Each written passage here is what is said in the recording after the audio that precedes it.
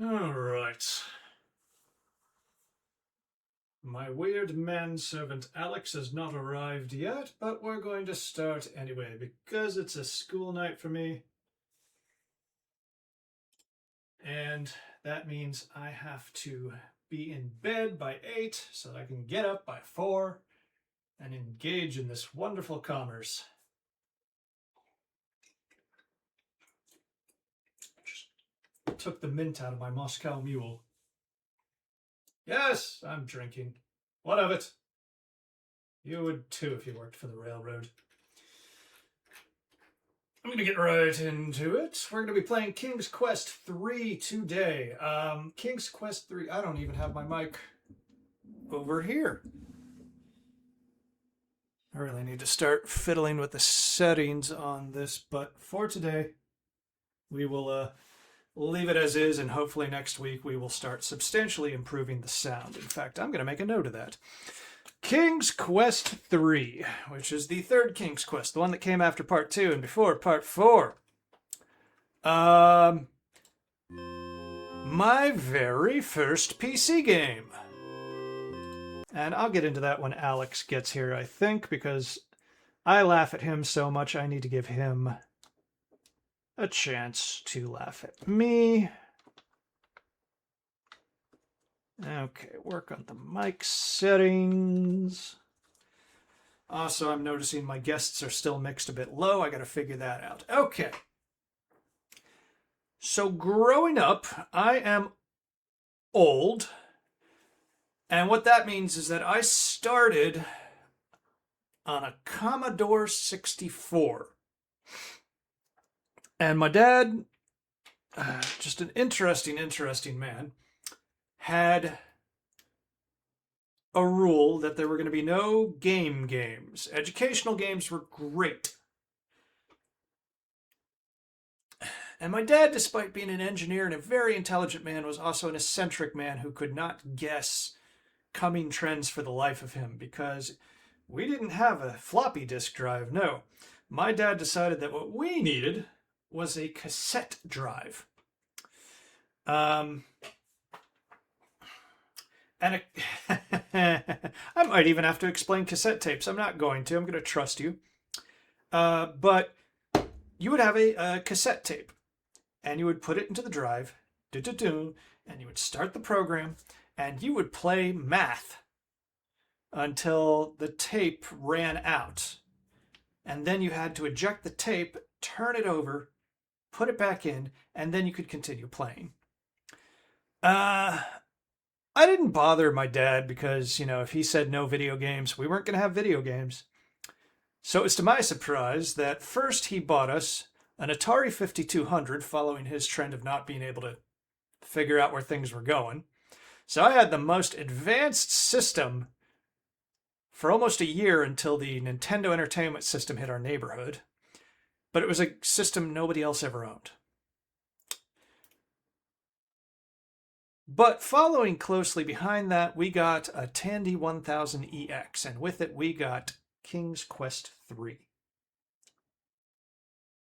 Which brings us into today's Sierra Saturday.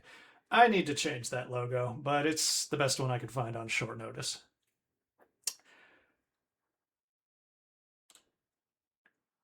So it was King's Quest III, and shortly after that, Space Quest I. It cemented my relationship with Sierra and the adventure game genre. Let me text Alex. Let him know that I am starting. I mean, he already knows, but he also knows that I'm not bugging. I'm live. All right. So let's see. Yeah, I guess there's not a lot to say from the technical side. This is still using the AGI engine. It comes after King's Quest 1, 2, The Black Cauldron. Sierra was still figuring out that it had like a major gold mine here in the adventure genre. And I think by this point, it was like King's Quest 3 cemented it. Okay. So we're going to be playing the Apple II GS version, despite the fact that I grew up as a DOS gamer. because while I have, the requisite nostalgia for those days, they were very screechy, tinny games with horribly annoying music. And you can already hear in the background the 2GS version. Now, if you know, you know. Actually, I'm going to do something. I'm going to take us on a trip to the King's Quest III trailer so that we can start off with a sampling. For those of you who don't know, the absolute horror. King's Quest III trailer. Probably consider it an ad. Yep, there it is. I'm not. Wow, okay, we're taking a while to load, which is a good primer for the 2GS because it was a very slow load.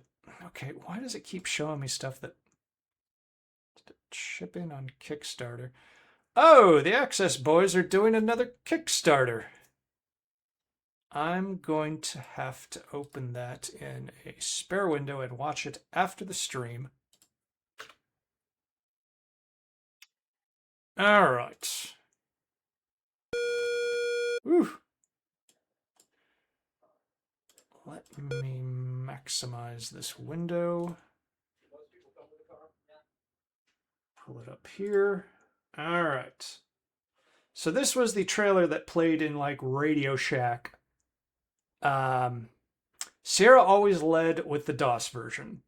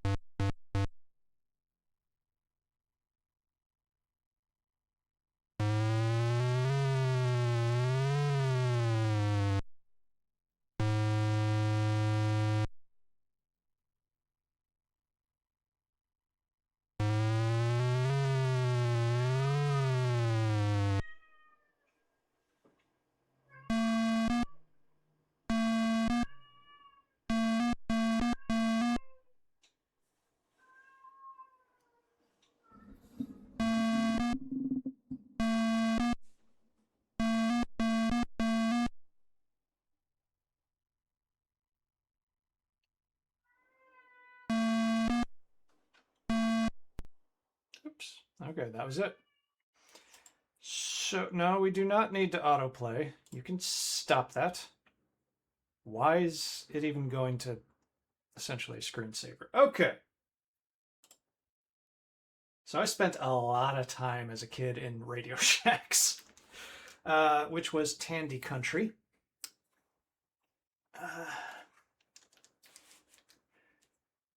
And an interesting note, we'll get into it later when Alex and maybe some of our regulars join, is that Tandy saved the IBM PC. Boy, Chris Jones looks old. And possibly Sierra, which was still coming down off of the video game crash of 1984, the U.S. video game crash of 1984. I see you and I hear you, Europeans. And miscellaneous. But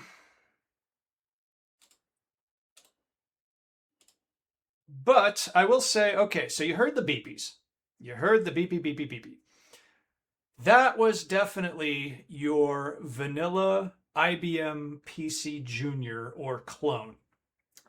The special thing about the Tandy series is that it had what was called the three voices.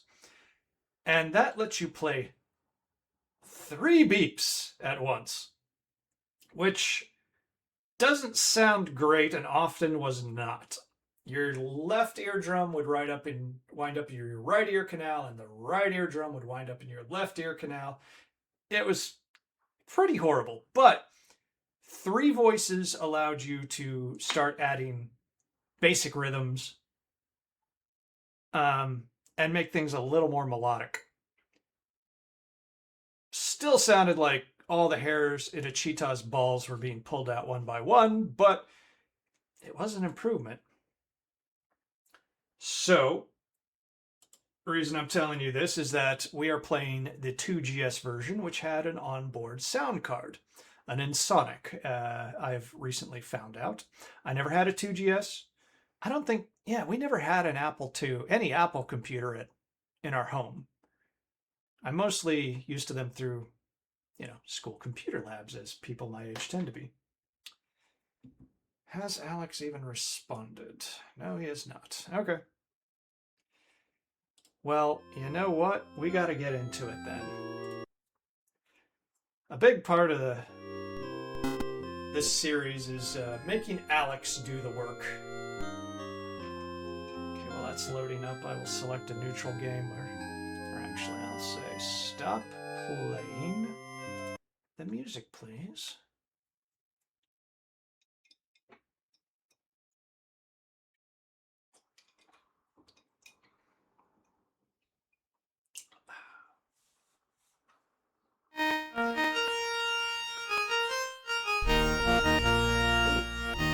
Just meaty bass.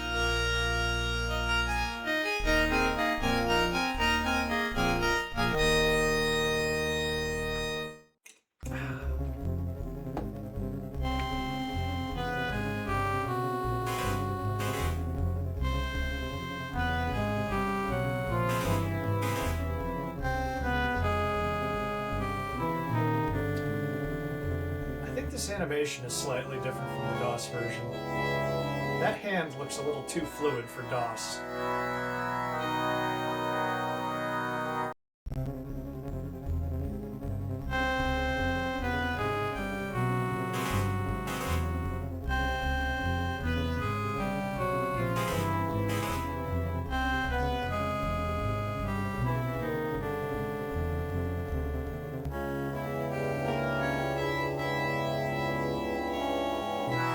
Ken Williams is credited as the key grip. Oh yes, why yes, I would like a foot massage little machine that I always forget about.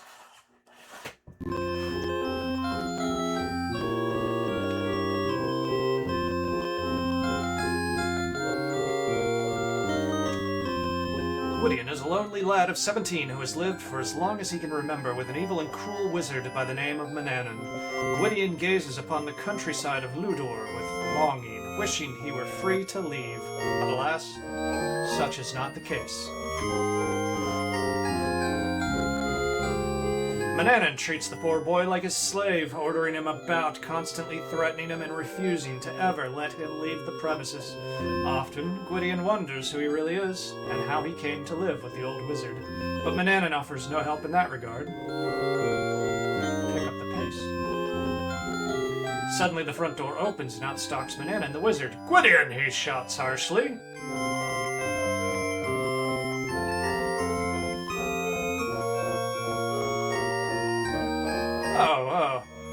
Gwydion rushes to his side, afraid he may be in trouble. "Why are you not working, boy?" "Hi, Alex," the wizard sneers. Gwydion mumbles a faint reply. "The kitchen floor is filthy," Manannan grumbles. "Go sweep it now."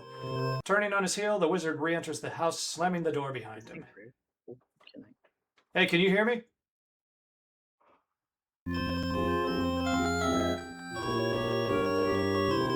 I can hear you. We'll get to a neutral, okay. And that's the intro, more or less. Hey, Alex, can you hear me? All right, let's go back to camera real quick. Let's do a little troubleshooting, a little tech support for Alex. Hey, buddy. Yeah. You with me?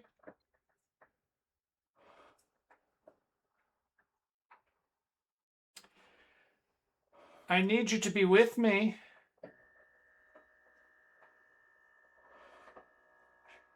Okay. Hello? Hi, can you hear me? Wait, can you say something? I can hear you. Okay, I can hear you now. Okay, you can hear me. Send me the parsec request. You are just in time. We just started the game. Yay. Yay, indeed. We're going to have so much fun. Let's put that there, this here, that over there. Alright. All right, there you are, you naughty bitch. Okay, so actually, I got something I want to show you. It's the kind of thing that should wait. But you're seeing me right now, I assume? Yeah. Ah.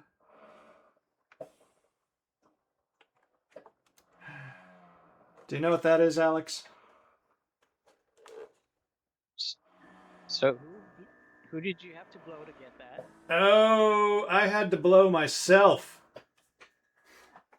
It actually didn't cost that much, but it cost more than when I bought one new when the 3DO was on the way out the door. And I mostly bought it for this, the Japanese FZ1 controller.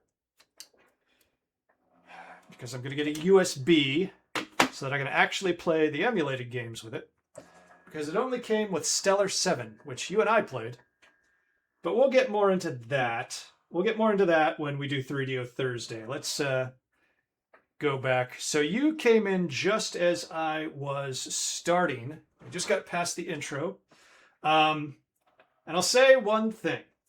This was a game that was a bit controversial when it first came out because King Graham was gone. Daventry, we weren't in there. We were playing a slave boy called Gwydion in the land of Ludor. You were enslaved by an evil wizard, Manannan, and everybody was confused as hell. They, you mess up the formula. Here we go. And people don't tend to react well. So, before we get started, well, as we get started, you're ready. This is a text parser and it's real time, so feel free to ask me to take over on stuff. You're going to notice one thing when I on. Yes, you are. We're doing the Apple II GS version again because it's less punishment on the eardrums. And, okay. Yep, there it is. See the timer up top? Yeah. Yeah, you got a bit of a ticking clock situation with this game. Roberta Williams wanted to enhance the storytelling. The first two games were obviously pretty bare bones treasure hunts. I don't know. Oh yeah, it's the Apple II GS version. I'm sure you can mouse walk. Is this going to be another situation where you can't control it? And yes, wanted a little bit of pressure. Try using the arrow keys first. Let's see. Let's test what you can do here. Try typing something.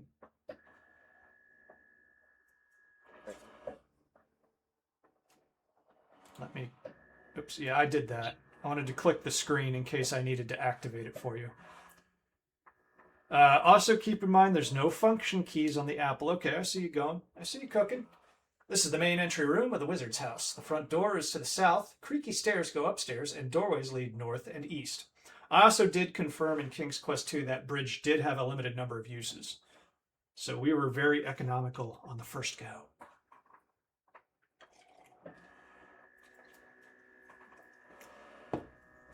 Now, the manual gives away a little bit of why you have a ticking clock, because the wizard has kidnapped a succession of people such as yourself. I'll give you a hint.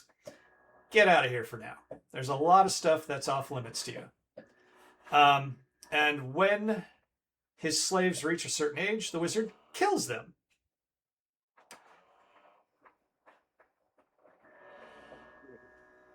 Okay, so he didn't. Oh, wait. What did he say? Did he say the kitchen? Get into the kitchen. It's right through that door.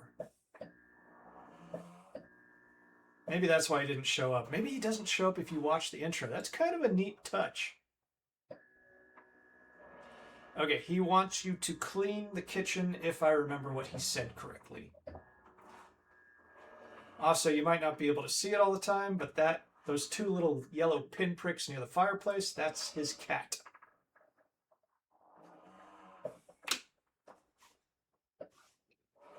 This is the kitchen of the wizard's house. Other than your own bedchamber, this is the only place in the house that you feel you can call your own. The wizard rarely enters the kitchen. On cold days, the fireplace is a cozy place to sit. You are in front of a broom. You can just grab the broom. Yeah, but I don't know if I'm able to. Yeah, this is just throwing. So. So, how much should I spoil? Yeah, just let him finish the chore. The trailer that we watched ahead of the game that you weren't here for gives away a lot. You do have to escape the wizard, of course. How much should I tell you and how much should I just let you torment out? Well, obviously, he's going to assign you a chore every once in a while. You do that and keep him happy.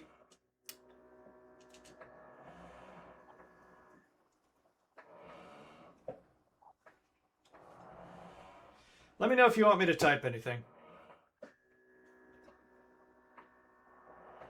Like, for instance, we can look at the cat. Oops, you were starting. Sorry, I stepped on you. That detestable pest of mananans is a constant annoyance.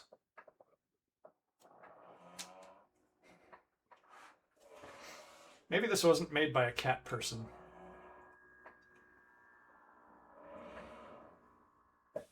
You're too far away.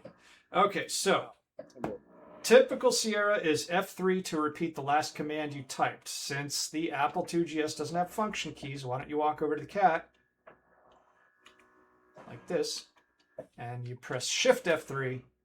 The despicable cat slips away from your grasp with a fierce scratch to your arm.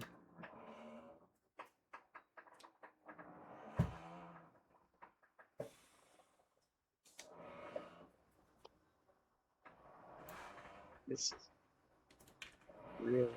Watch this. Kick the cat. Screech!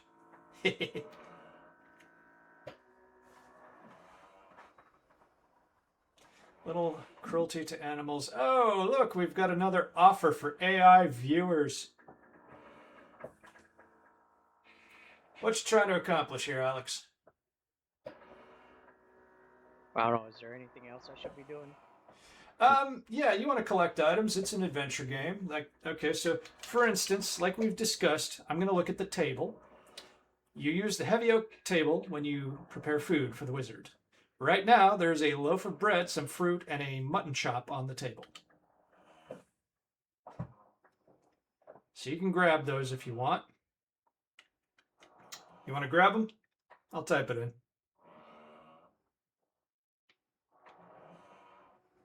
Tell you what, I'll just go ahead. How's your thyroid, Alex? I don't even know. Alright, so my memory here is very fuzzy. I haven't played this since I had the DOS version. Let me look at the shelf for you. The kitchen shelf holds many ingredients and kitchen implements for cooking. One useful item that catches your eye is the clay bowl you use for all your mixing. I'm going to try one other thing here before I relinquish it back to you. Okay. Uh-oh. What's this? Gideon, I've decided to take a journey. And there he goes. Okay, so that basically means, and yes, I will spoil it a tiny bit. Oh boy. Rack. There's an iron rack hanging on the wall by the fireplace. Your trusty knife is hanging on the rack. Your wooden serving spoon is hanging on the rack. So let's grab these. And I want to see something real quick. If I have a false memory of this game, or grab the bowl. Clay bowl. Get yourself, take it with you. Now, inventory. Okay. There might be inventory items that will get you in trouble. They might be marked with a red star or something like that. I might be making that up. Like, most of this game is inhabiting a space in my back brain that I barely have access to.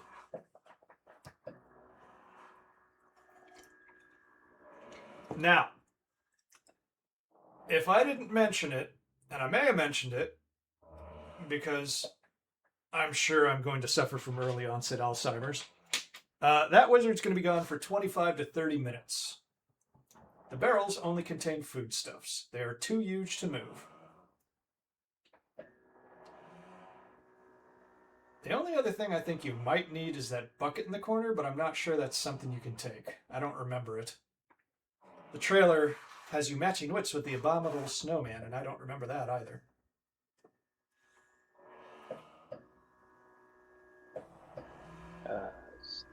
Yep. But okay. Buttle? You don't need it. Okay. Okay. Alex, there's no shame in this household, okay? Don't worry about it. I grew up with these damn games. I know how to type, like...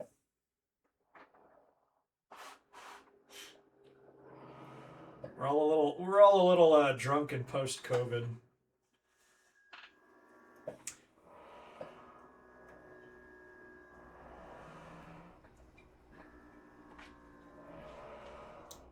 Don't need it. Yeah, maybe you need that cup on the table. I don't think anything from the shelf goes with you.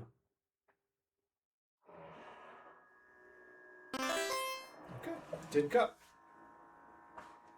All right.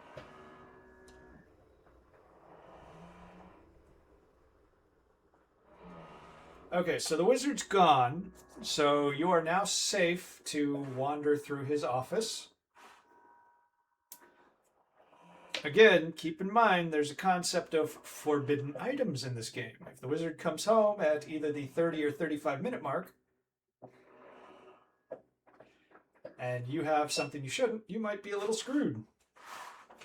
Mananan is very private with his study and doesn't like you poking around. The huge oak desk is covered with his writing implements. An oak cabinet is in the corner. There's a chart on the rear wall. The bookshelves are filled with books on every subject. The wizard fancies himself to be quite a scholar. Okay, so desk, cabinet, bookshelves.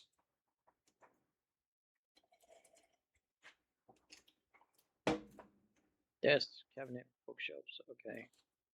I think that cabinet is Is it locked. trash? Oh, let's look in trash can. What's a trash? Look in basket? Don't you remember? You emptied it yesterday. Okay. All right. I'm pretty sure that cabinet is locked. Oops, sorry. Is it C-A-B? B-I-N-E-T. Cabinet. You're forgetting an E. E-T. Oops, hold on. I got you, buddy. The oak cabinet has a brass handle on its door. Your feather duster is lying on its top. You don't need that duster. That's a cleaning implement for when you have a chore. All right. Now, I'm not 100% sure that it is locked, but I'm pretty sure. You don't need to use the word at, by the way. You can simplify your inputs. You can just say look books, look cat, look blah blah.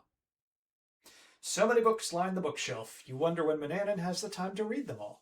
Titles cover many subjects, from ancient Arabic mythology to a study of the heavens to the philosophies of Socrates.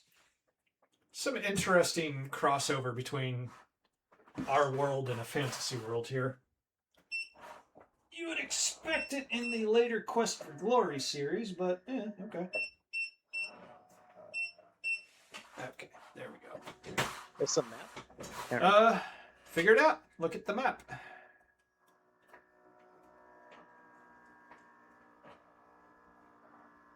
How can you do that? Okay, I think it was called a chart. The chart has no meaning to you. That chart's got to be... You can't move the chart. Can you get the chart? You don't need it. Okay. I will say there's a map somewhere. You're not even going to examine the desk? Or are you going to the cabinet? Should I be on the other side of the desk? I think so. That's typically where drawers would be, but, look at the desk. See what it tells you.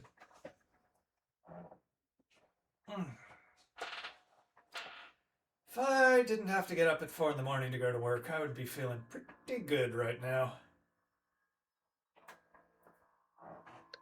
The massive desk is made from oak. The wizard does all of his reading, writing, and calculating here. Okay.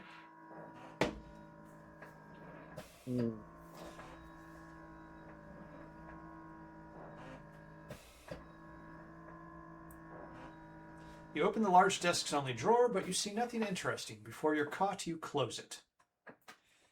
Let me look at the, let me see, blotter? No, you don't know what a blotter is. Look, papers? What's a papers? Okay, never mind. I don't recall if there's anything interesting on the desk. What you trying to do? Notes, nice. It's a good attempt. I'm going to doubt they're anything. We'll start getting into the guides. Now, I'm going to say there's 2 things that I know are in there, but I'll give you the hints if you want them. Should I go back? It's up to you. Like, there's a lot to do and explore in the house. Like, escaping from this house is a process. Now, I'm also going to say you're not allowed to leave the house, but when the wizard is gone... Here, let me hit the diagonal key for you. He'll get stuck on the stairs because they're not completely parallel, but that'll get you further than going up and right and up and right and up and right. Oh, God.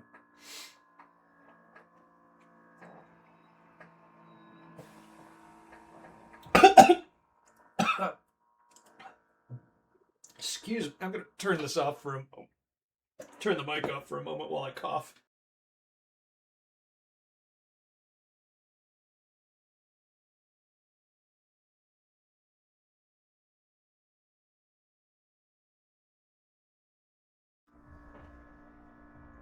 That's your room.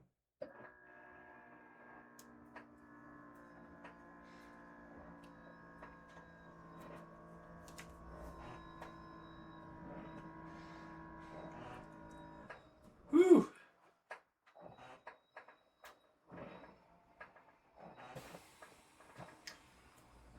Allow me.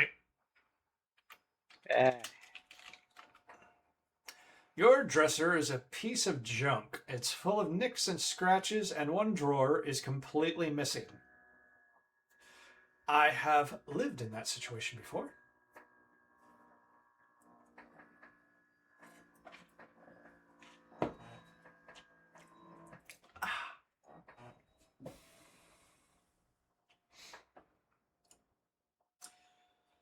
I also neglected to call up the manual, which is going to have very important information soon. That's the wizard's room. I recall at least one important item here. You look at Manannan's elegant bedchamber. You see fine furnishings from a regal bed to a beautifully carved closet. You can't help but compare this handsome room to your own meager cubicle. I cannot imagine I knew what a cubicle was when I played this game as a kid. That's a chamber pot. You don't need to worry about that. Do you know what a chamber pot is, Alex? Yes, it's poop bucket. Yep. Yeah, that's a chore that the wizard will give you occasionally. Okay.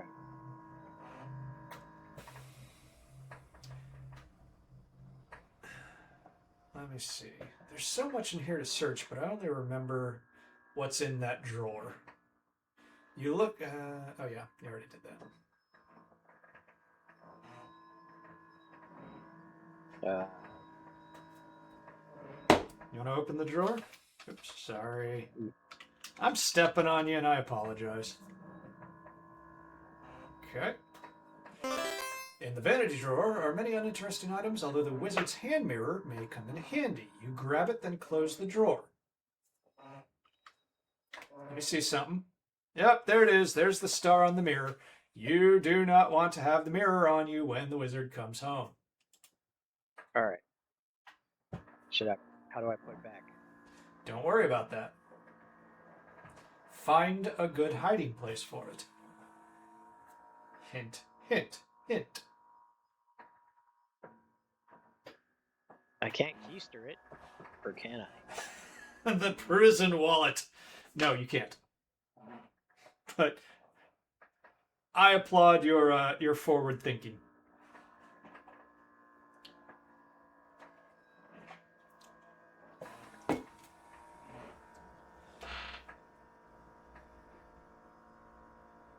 Quietly opening the drawer below the closet, you discover nothing that interests you. So I guess try to open the closet. Yep. Fuck, can't. Here, tell you what. Kick the cat. I think that makes it move. Yep.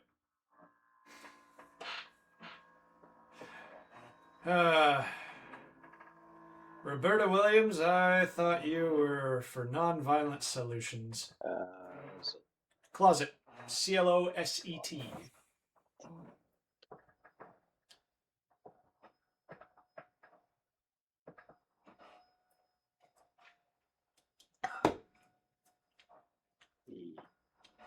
Look. Damn it. No. Here, I got you. The closet is fashioned of ornately carved mahogany look clothes. You see voluminous velvet robes, satin slippers, peaked hats, and soft linen gowns. Move the clothes. You're startled to discover an ancient parchment scroll. Its ink has faded, but it seems to be a map. Taking this treasure, you leave everything else exactly as it was. And I'm just going to do you a favor and close this closet in case that triggers the frickin' wizard when he gets home. Check your inventory. He does not want you to have that magic map. I didn't remember that the map was there. Look under the bed before you go. I don't think there's anything there. But, ooh, there's a reflection in that. That's fancy, Sierra. Under the bed and... okay. Here. Shall I? Yes. Drop into your hands and knees. You peer under the bed. There's absolutely nothing there. And I'll look under the rug. Tug at the rug for quite a while before realizing you're standing on it. Smartass. You lift up the rug in several places and look under it. Sad to say, all you see is the dust you swept under there yesterday. Okay, so you got about 15 to 20 minutes before the wizard gets home. Would you like a hint about a nice hiding place? Yes. The wizard never goes into your room. Junie! It's good to see you. We are again playing the Apple II GS version of a classic Sierra game, so that I don't injure anybody.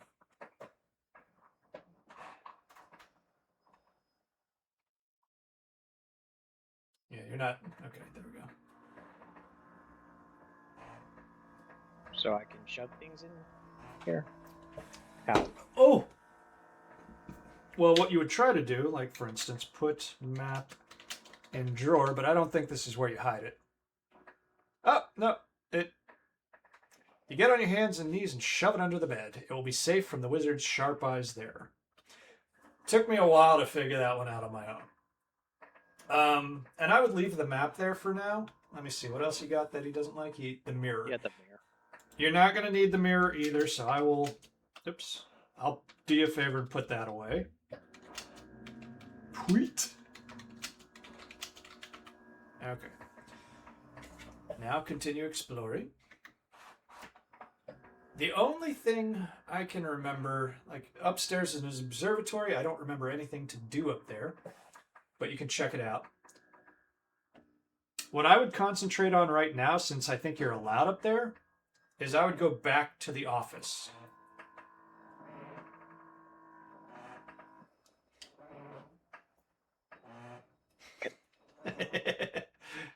Yeah, okay, so King's Quest 3 had the absolute worst. Let me save it here.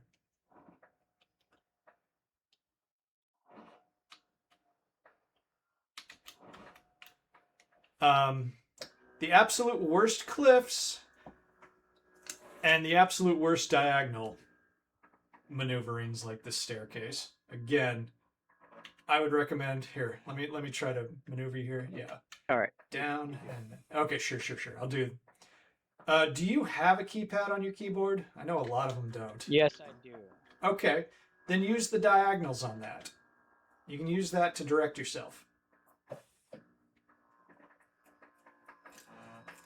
Let me see. Okay. Like I said, you got about 15 minutes or so.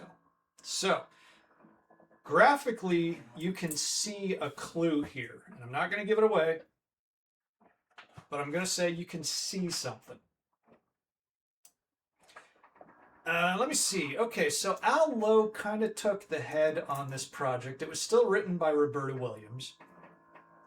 But by this point, the King's Quest series had become something that Sierra used to allow young talent to prove itself. Okay, you're on the right track, I'll say that.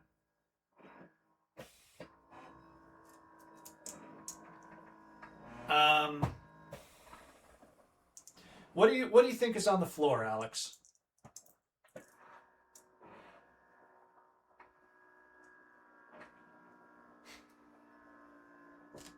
It looks like there's thingy here.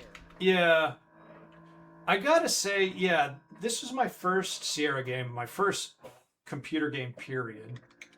Did I just try to look down? Okay, yeah.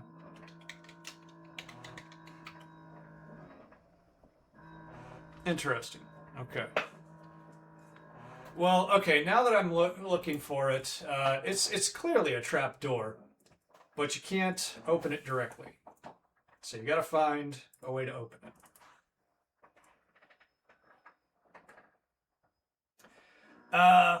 Al Lowe took the lead. He was the lead programmer, and he did a lot of design. His wife, Margaret, did all the sound for this one.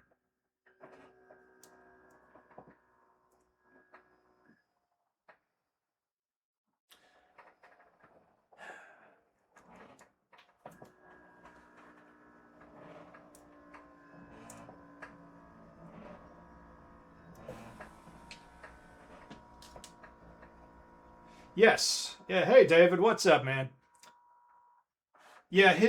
So Al Lowe and Margaret Lowe had actually started their own company before joining Sierra. Al was a musician. He almost never had like a quote unquote real job. He was a saxophonist, and that was because his parents were like, "Well, we're not gonna." Alex, what are you doing? I don't like the way that sentence is starting, buddy. But go ahead. I'm not gonna stop you. I'm not the morality police here. His parents said, like, we're not buying you an instrument. Your brother's got a horn in the basement. So he was like, I guess I'm going to play the saxophone.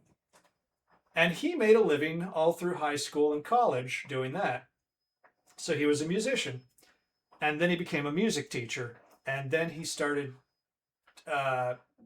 and Margaret started making their own educational software under the name, I want to say Sunnyside Soft. And they did trade shows, and that's when Ken Williams discovered them and said, like, well, why don't you bring that over here?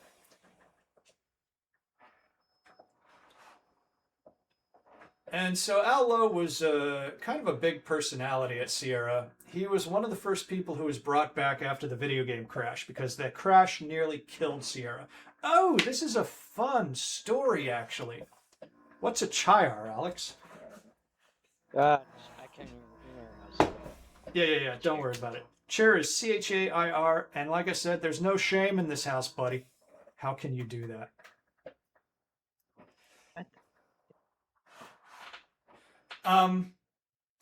Okay, so early Sierra was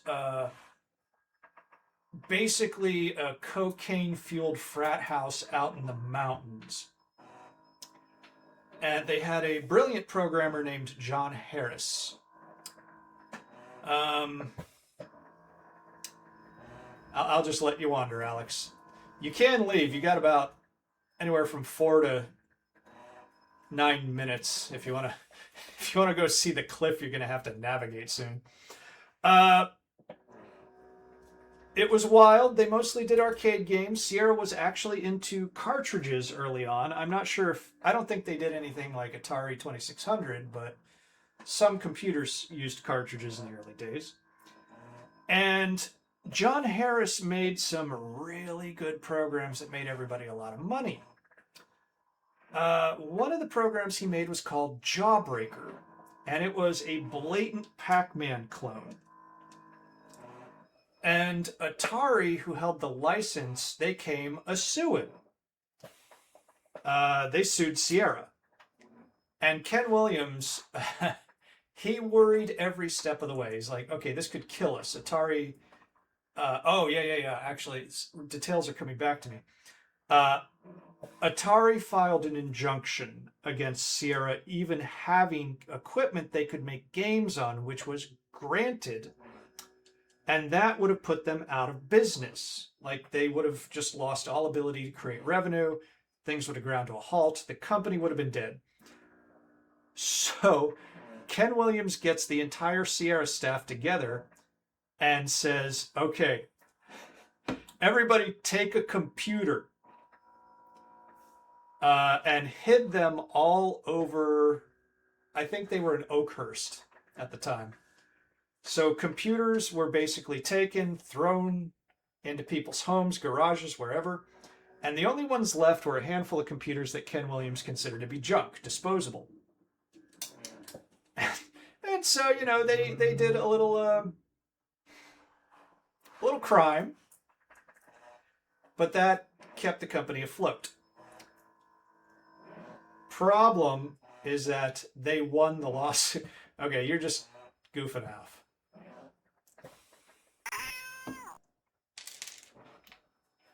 Here, pet the cat, and the thought of doing anything nice to that obscene ball of fur makes you sick. Which is how I would jokingly refer to Paprika, even though I love her. Okay, back to the story.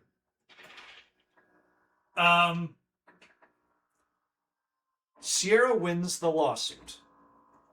And now Ken Williams is actually worried about that because he's like, wait, we ripped these guys off, but now people could rip me off. And indeed, the market got flooded with clone software. And then the 1984 video game crash in North America happened. So, did Sierra have a significant part in creating the video game crash that, where the ultimate end game was, you know, I don't know, hundreds of thousands of copies of E.T. getting buried in a landfill? Here, let me get you. There you go. Sorted. Trying to help you, but you are interfering. You're on your own. Somebody close to Ken did tell him, like, hey, you did this, and then this happened. Cause and effect. Ken Williams, in his own autobiography, says, like, yeah, that might have been me. I think Sierra was a contributor, but not the root cause.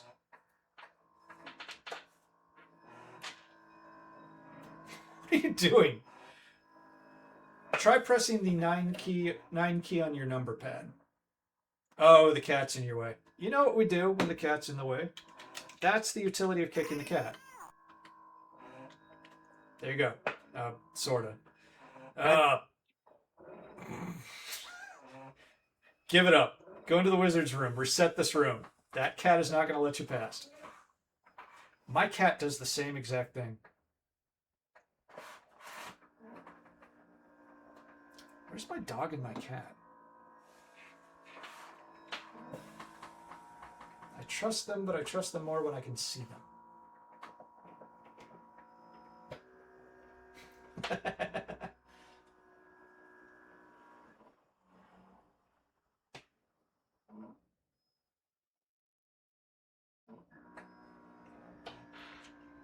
Wow. That is stubborn.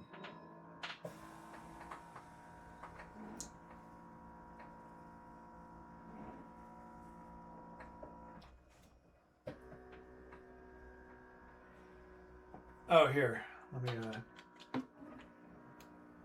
Always tons of fun finding ways to die. Try sleeping in the bed. I think that kills you. It might.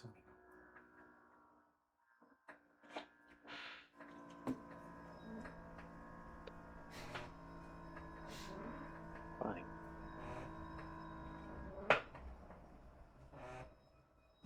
Okay. Maybe not. Oops. Slapping beds? I didn't suggest that. There we go. You lie down on your hard bed, stretch, then curl up, trying hard to get comfortable. Your thin blanket and small pillow do not help much.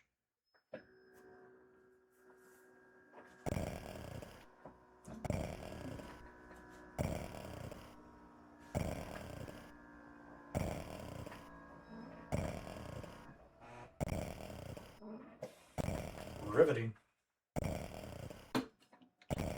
Wake up. Okay. Never mind me then. I heard incorrectly.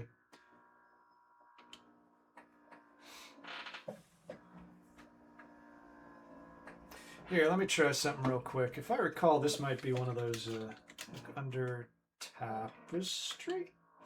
You lift the bottom of the tapestry and peer behind it. The wall is filled with cracks. You can see why Menenin would hang a tapestry here.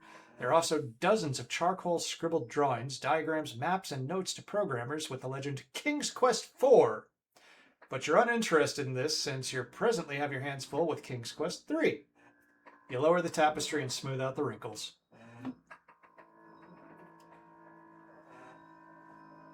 Sounds more like kitty purring than snoring. I get that.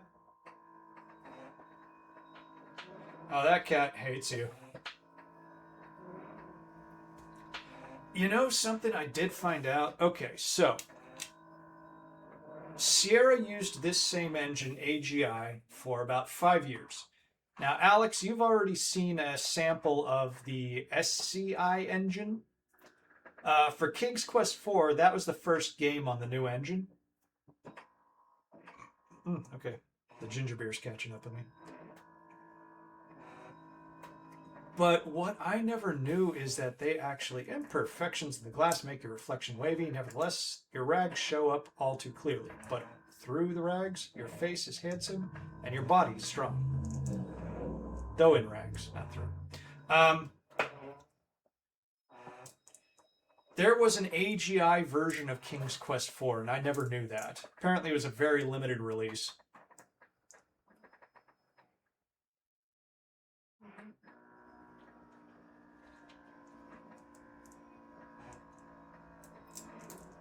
Again, try the 9 key. Especially when you're lower on the staircase. Oh, okay.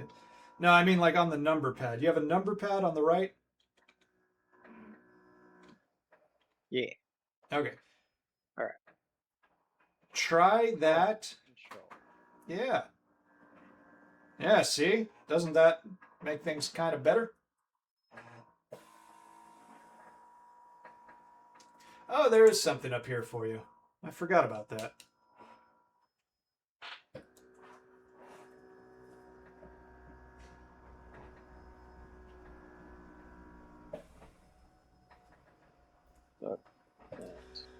Should I fish the mint out of my mule? Keep accidentally swallowing it. A dead fly?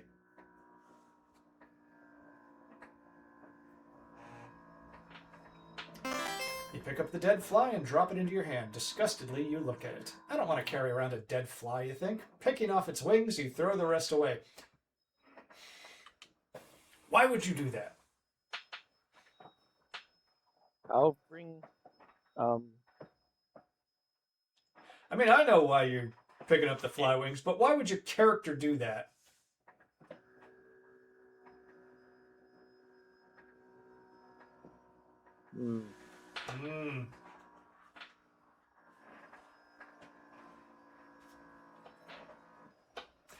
You have entered the musty tower of the old wizard's house. A polished brass telescope is directed out a window. From here, Manannan spies upon the poor occupants of Ludor.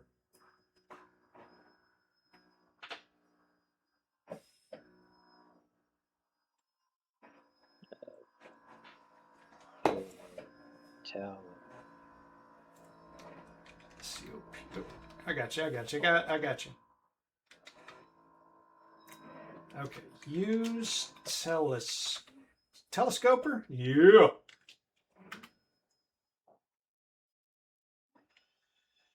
You put your eye to the glass. It amazes you how near everything seems. You can even see squirrels climbing faraway trees. No wonder the wizard knows all activities in Ludor. I don't recall if that telescope has a use, but it feels like it must. Okay, now Alex. Yeah. Press the tab key and look at your inventory. Oh, no! You'll create no magic around me, Gwydion, the hateful wizard growls as he takes the offending ingredients from you. Is it the fly wings? That's why I was telling you to look at your inventory. But now we know he comes back at the 30-minute mark, so he's gone for 25 minutes.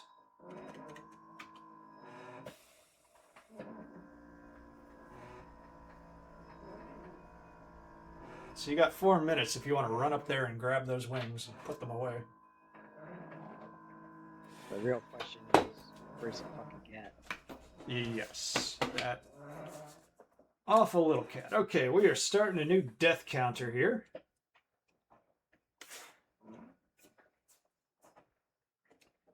And I am going to try my best to keep these categorized this time. So you have been wizarded one time. We had an even 30 for Black Cauldron. Can you beat your record?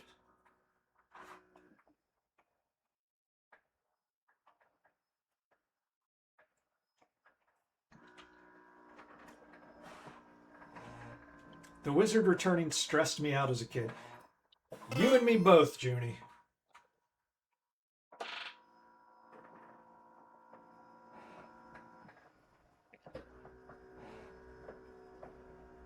I said something before everybody joined, but I think I said it again. This was my very first computer game. My introduction to Sierra. We got Space Quest 1 right after this.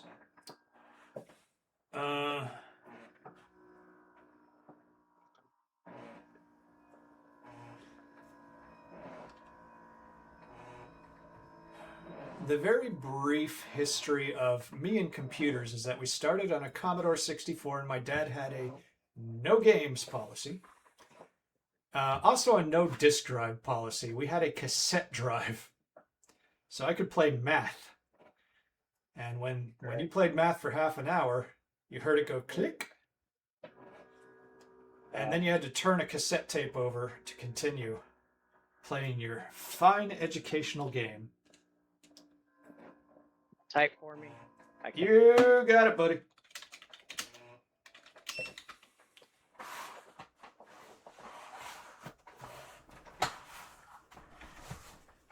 All right. Like we said last time, I enjoyed the ticking clock element of some of these games, although they did it better. How do you summon what? Inventory. Oh, tab. Shift 3 will repeat your last typed command. Tab key is on the left side of the keyboard. There you go. You are clean. Okay. The wizard will not be angry at you when he gets home. Yeah. Yeah, I can't. Get me out of this. Okay. You just click cancel. Yeah, the Apple II GS interface. You can't what? It won't let me. Okay. All right. I got control. King's Quest IV, I think, did the time limit thing a lot better than this game. But I appreciated like what this lent to the game. It was better writing. There was more of a story, whereas the old ones were more of a treasure hunt. And this one feels like you're actually attempting to accomplish tasks. Although I think after you defeat the wizard, it does kind of get a little traditionally regular puzzly. And the other problem with the time management setup of this game is that the wizard's about to come back, and if there's no simple tasks that you can accomplish, you're now stuck waiting around another 5 minutes or so until the wizard leaves.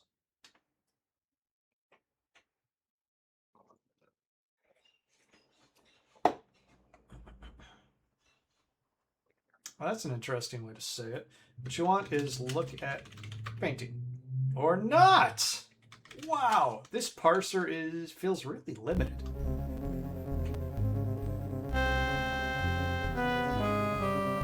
I've returned Gwydion and am ready to eat. You have already picked up the food and you know where to feed him. You see nothing special. I'm sure you can... let me test one other thing, because some Sierra games would let you... Okay, no. I think the later DOS games, if they had a mouse look... Sorry, there you go. Back to you. If they had a mouse look, they would let you right-click to look and left-click to move. Bananas is impatiently waiting for his food. His stomach rumbles as he drums his gnarled fingers on the table. You'd better feed him quickly or dire consequences may result. I will say, I think I like the written descriptions on this way more than the previous games. Let's see. What? You can choose what to feed him. Fruit, bread, mutton.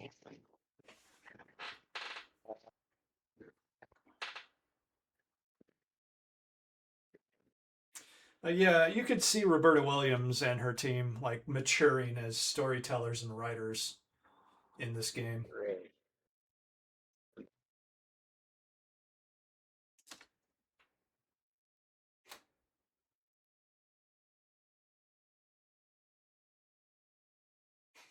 What?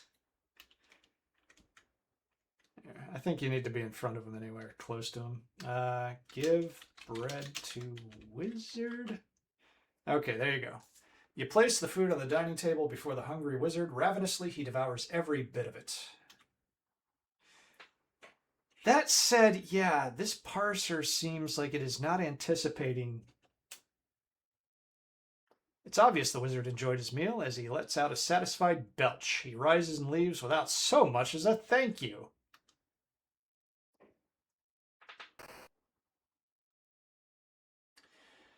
So now you probably have to wait another few minutes until he takes a trip or goes to sleep again. And I can't remember anything else in the house you can collect without incurring his wrath.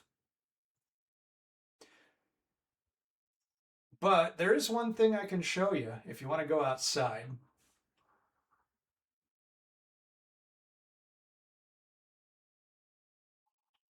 Look below. Man, Alex, you come up with some interesting phrases here.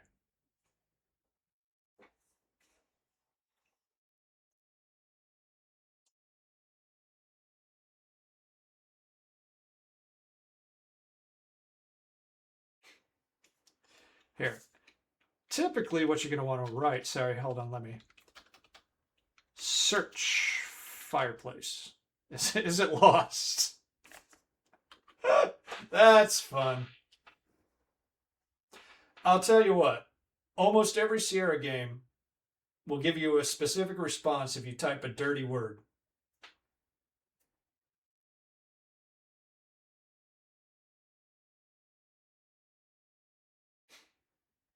Now you go for the real four-letter stuff.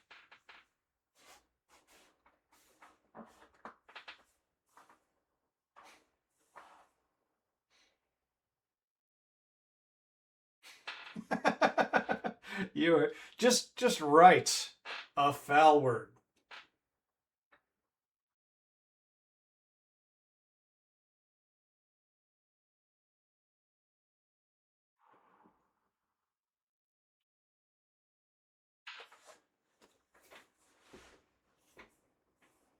Oh, oh, foul,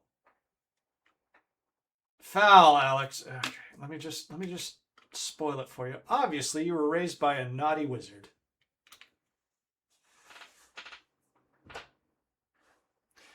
I was delighted when I discovered that as a kid. Obviously, I was very frustrated.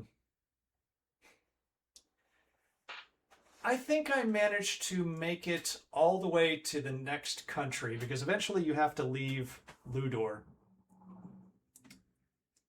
before I needed to start resorting to hints. As it is now summer, the need to light a fire and cook hot food was diminished. The fireplace is, at the moment, not burning.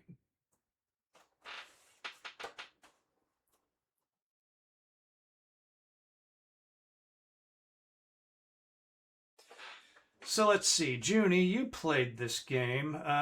David, did you have this one?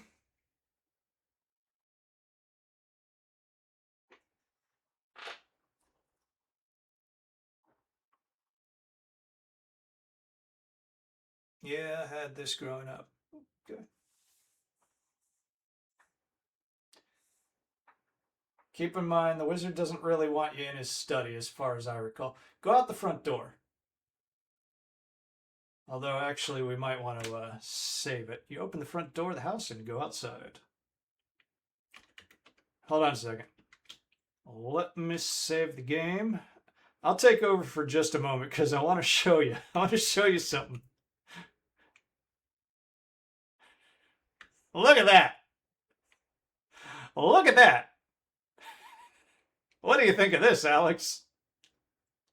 Do you especially like that area towards the center where the path is heavily obscured by that giant rock? Uh-oh. That's why I saved it. Manannan's eyes narrow to slits. Gwydion, you are forbidden to be here. I've a good mind to... His face softens as he continues. Well, maybe next time. For now, go home! I am going to restore it because I think that operates on a point system where the more he catches you on minor infractions, the more likely he is to kill you.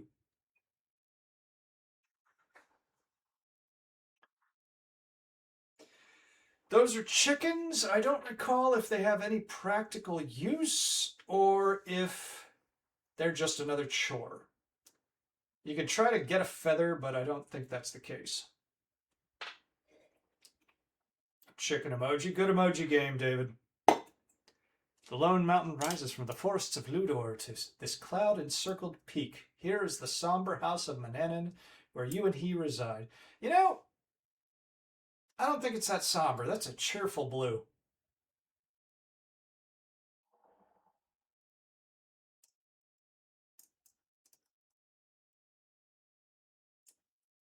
You can type the command and then walk around before you press enter.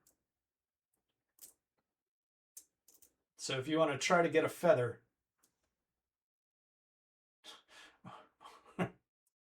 or talk to the chicken, I don't know.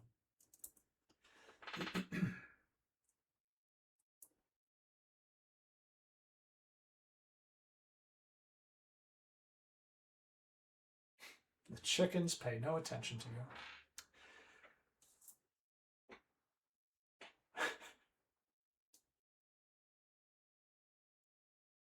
What are you hoping to accomplish?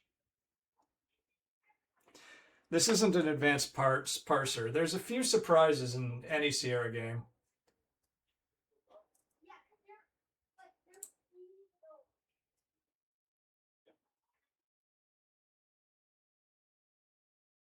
A little varmint scoots out of reach. See? Yeah, they anticipate a few things.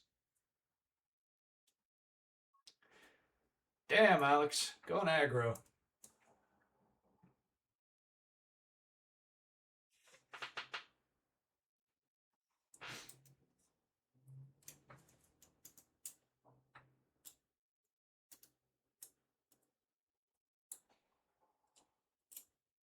you turned the sound off, buddy. There we go. That's fixed.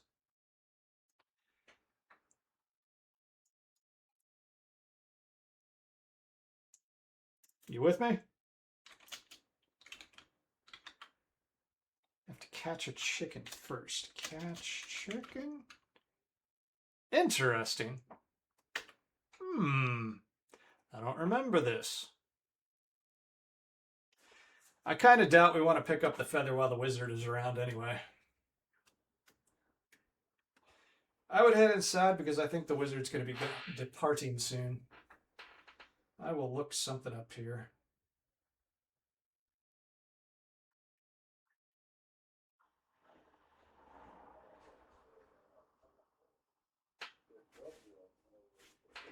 Are you still with me, Alex?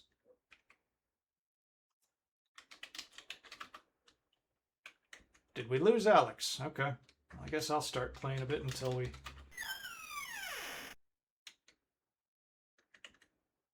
Let's see. I'd like to stick close to the office. Let me see if he's texting me. Are you alive? That thought occurred to me, Junie. Oh, okay. Okay, whoa, dude. I am going to bed, Quidian. Do not disturb me. To err is human. Yes, that is the pun. It is to err is human. ERR, which is, I guess, an antiquated version of error. Alex says he is alive. Did we lose you? Do we need to send Lassie?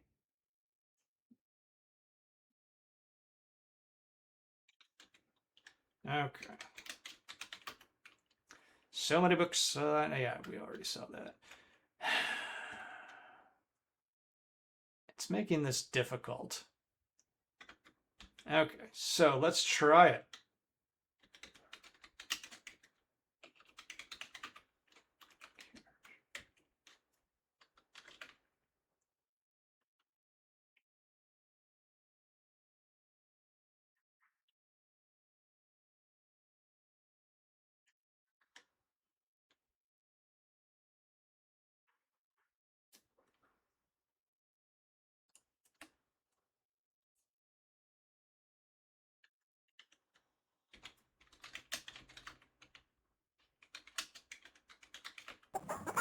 Gotcha. You managed to catch a chicken, but what are you going to do with it? Well, you know, as discussed. Tucking the chicken firmly under one arm, you gently pluck a small feather, then let it go. I don't remember that, man. I totally just guessed my way into that, and I was correct that it is contraband. Oh God. Totally random memory unlocked. My dad was... Can't we just chuck them over the cliff instead? I doubt the parser is that advanced. Also, welcome. So my dad was a weird genius, an engineer. He grew up on a farm, and he knew how to hypnotize chickens. I remember this, so I am kind of cheating, but let's see if we can find this book. You push the large book aside, revealing a metal lever attached to the back of the bookshelf. Okay. Trapdoor opens, revealing steep stone steps leading into darkness.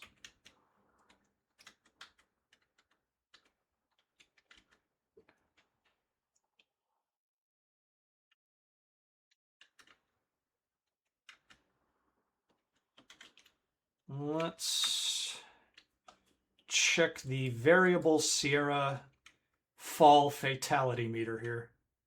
The cat wasn't there? Yeah. Oh, memory unlocked. Yeah, that cat would trip you and you would fall down the stairs and die, wouldn't you?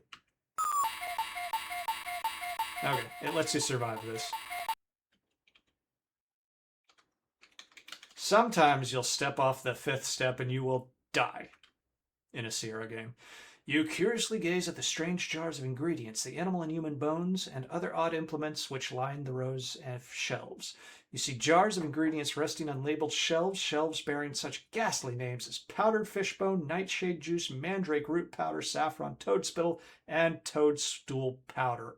Each of which, if my fading memory serves, is something that we need.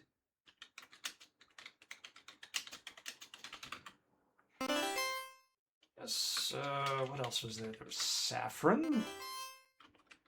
Okay, each of these is bullshit according to the wizard. Fishbone, nightshade, mandrake. Okay.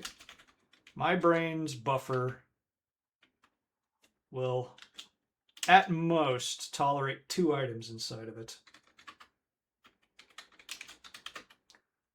Nightshade juice, yes.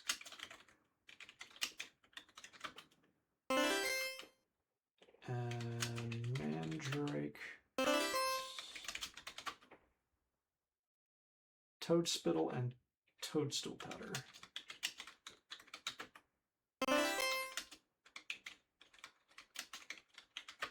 Has anybody ever seen toadstool powder in real life? Any of you?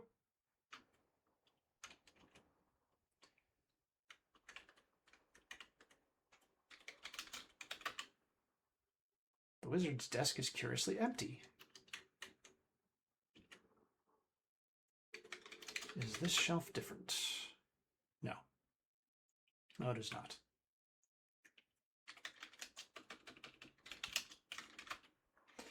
Covered with gold trimmings, the old book's leather cover is cracked and worn, its pages yellowed and brittle. The title, however, is clear: The Sorcery of Old.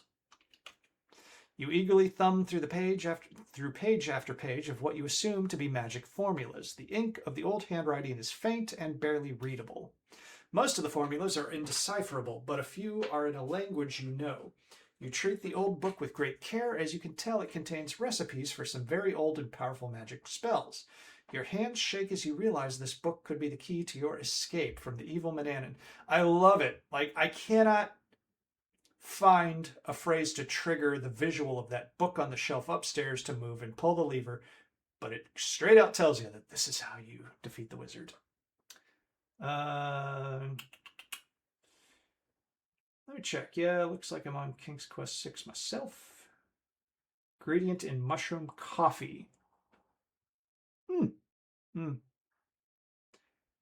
Still 7 and 8, of course. There's no King's Quest 8. You're a crazy man. Go to a jail. I don't know. Okay, Alex says Mike died, I think, trying to fix. Alex, if you can hear me, take your time. Can you hear me, Alex? Text me. Against the earth wall is a massive oak table with a spacious worktop. Atop the oak table are a large leather-bound book, a mortar and pestle, a little brazier holding charcoal, and a flint, plus measuring cups, beakers, flasks, and stirrers. None of which I think we're taking. Oh, I think I hear Caitlin coming home from the gym.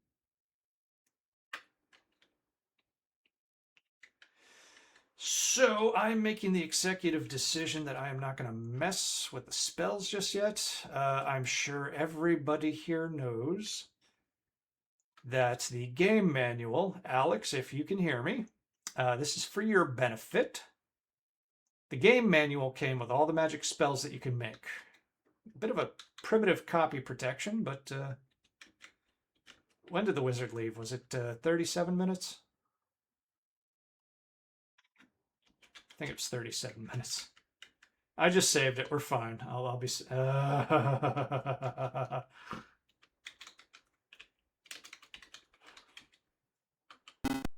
Oops. Oh, right.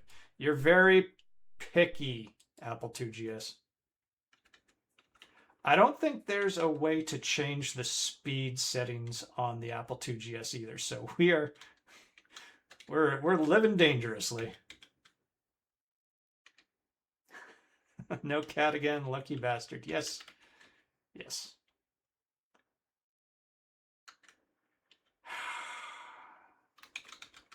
I kind of tied myself to this.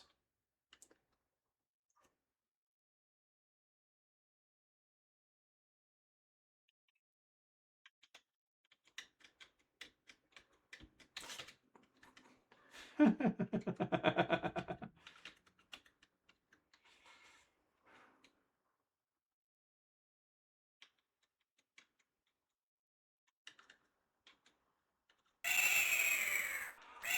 am the luckiest person. No, I'm saving it. I think the first time I played this game, I was wandering around forever before that feather fell.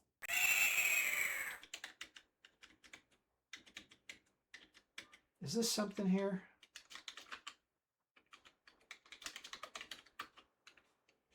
Yeah, there's a feather on the ground, but there's also some different looking artifacts over here. I remember the eagle being a pretty rare thing I had to hunt for. Right? I can't believe I made that through on one try. Very quickly, very quickly. We'll just save it as you. Hello. Alex, you're back. I'm alive. I forgot to bring a very important item. Okay, so I am at the foot of the mountain. Did you see that pathway? That 2-screen pathway? Yeah. Are you happy that you were out of commission? Yeah. Okay, so back to you, and keep in mind, we got about... I'm not connected to Parsec. It threw me out. Oh, okay. Well, hold on one second. Let me pause this real quick. You lost everything. Okay, let me put it back to the camera. Send me a request for Parsec, and we'll put you up. Pebbles. Junie Pebbles. I don't think so, but I'm going to try that. Alex, you with me? Yeah. Oh, there you are. Yeah, okay, cool. You're back. Go back to gamey time. I'm going to go back there and try Junie's request of Pebbles, so don't touch anything. Okay. Oh, God. Whew. Get rocks. This is not Quest for Glory. Yeah, okay. You know what? I'm going to be so cheap and just restore the game. Okay, Alex, all yours.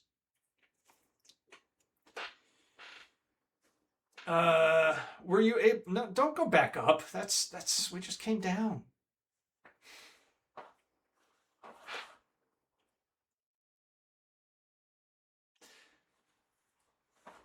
If memory serves, Looter itself is very small. Now that is something on the ground right there. And I think you can figure out what.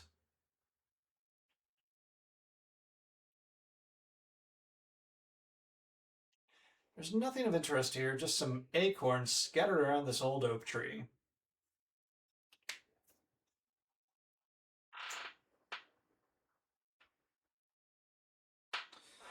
Let me look up the spells. We're going to need those. You pick and poke among the fallen acorns looking for dried ones. You don't find any.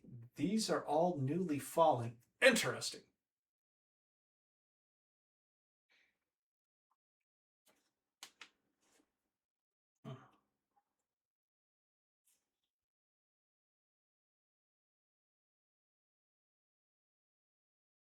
The flowers are pretty, but otherwise uninteresting to you.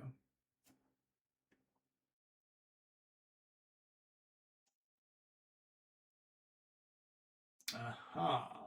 The most hideous looking being has made its appearance. It's Medusa. I like my game show announcer. Oh no, Medusa's touch is like ice. A cold chill shivers down your spine, turning to a stiffness that soon hardens your body like a rock. You are now nothing but a statue.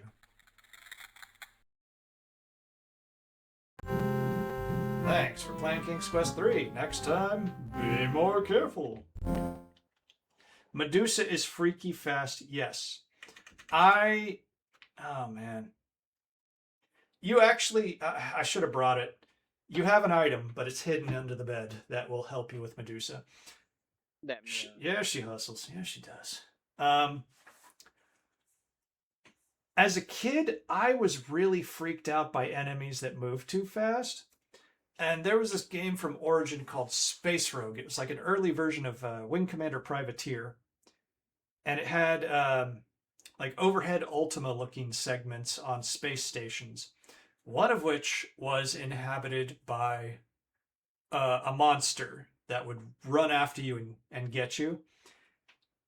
And it was so fast I couldn't handle it. The soft, loamy soil of the forest here, blah, blah, blah, whatever just happened. And it freaked me out so bad. This thing would just zip out of nowhere and grab you. And these are like innocuous 16 color games. I did have to have a friend play that for me because I just couldn't handle it.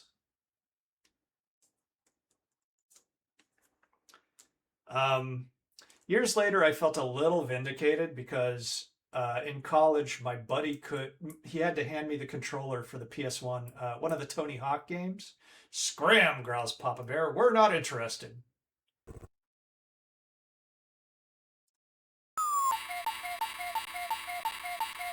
I don't know if it's random when they're there, but obviously you're going to recreate Goldilocks and the Three Bears in that house.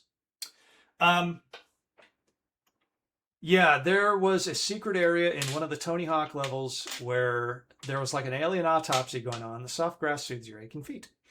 And a sound clip of E.T. moaning played, and my friend was always just like, he handed me the controller and he's like, I can't do it. I can't do it. And I'm like, buddy, I respect you. Because I know your pain. I couldn't handle a little green blob just racing towards my little pink blob.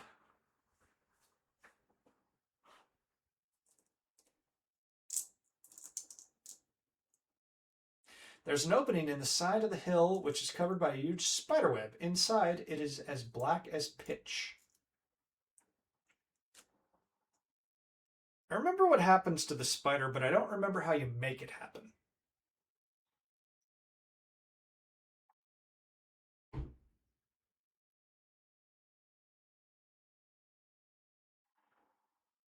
This is loading so much faster than the Black Cauldron. Hey, never seen this in a King's Quest game. I'm stuck somewhere. Yeah, you're behind the house somewhere.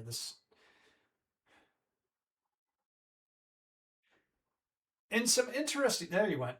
In some interesting ways, this is almost a bit of a step back from the previous games. Like the blocking that they did with solid objects was not quite as skilled. The parser wasn't as good. There you go. What's this? 3 clothed bears? You hear Papa Bear exclaim, what a beautiful day for a stroll through the forest.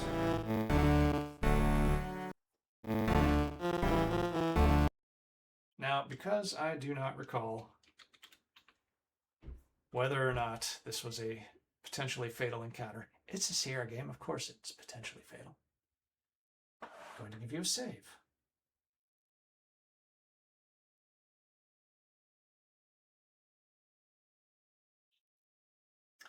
Okay, you've been out of the house for 10 minutes, so you have about 20 minutes.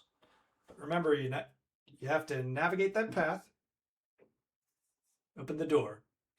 You have to navigate that path, and you have to hide your contraband.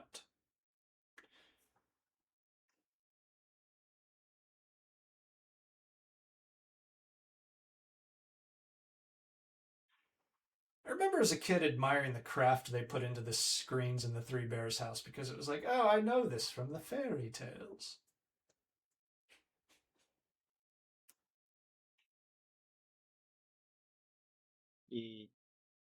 God damn it. I got you. How about drawer? Do we have drawer? You see a silver thimble. I'll follow up on that. I'll get the thimble. Because even for me, it's a relatively straightforward but weird word to me, I guess. I don't know.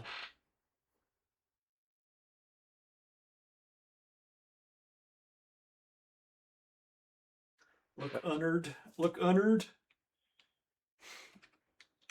All right, Cletus. I'm going to look under the bed. Nothing of interest. If it were me, Alex, and good job finding the thimble. If it were me, I would recreate the fairy tale. I would go back downstairs. I would eat that porridge. I don't remember exactly how it happened. Whose porridge was just right? The babies. Okay. So I would eat the wrong porridge, then I would eat the right porridge. Then I would go upstairs and do all the wrong beds. I don't recall.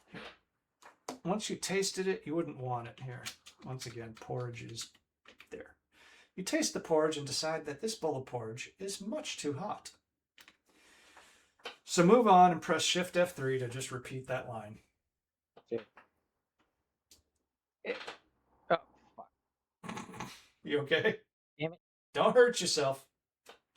Shift 3 is a very weird one. You taste the porridge and decide that this bowl of porridge is much too cold.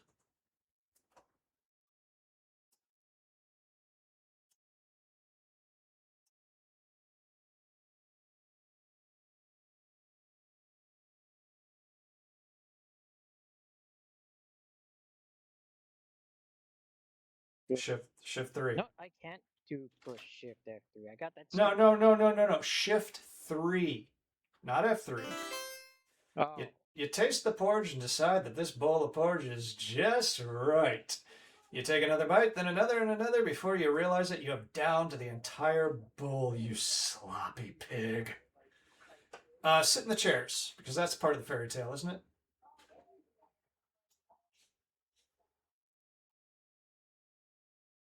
That's it. You feel very small and uncomfortable in this big chair. This chair is much too hard.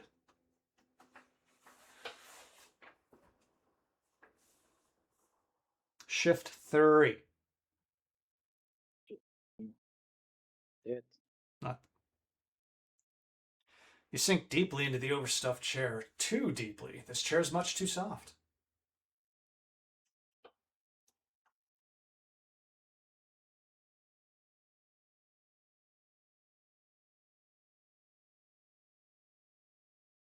It. This chair feels just right. Okay, no points for that one. Oh! Uh-oh. Still no points, but okay.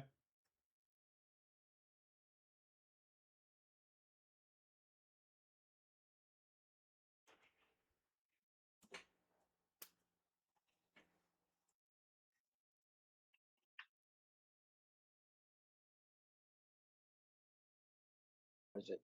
That's the babies, right? That one. I would imagine the blue one. Okay. Sleep. You got an extra 8 there. Sleep. All right, so let's play Guess the Parser. Go ahead. I was just maneuvering you. Sleep. Damn it. Here, I'll try. Sleep in bed. You flop onto the biggest and hardest bed. This bed is much too hard.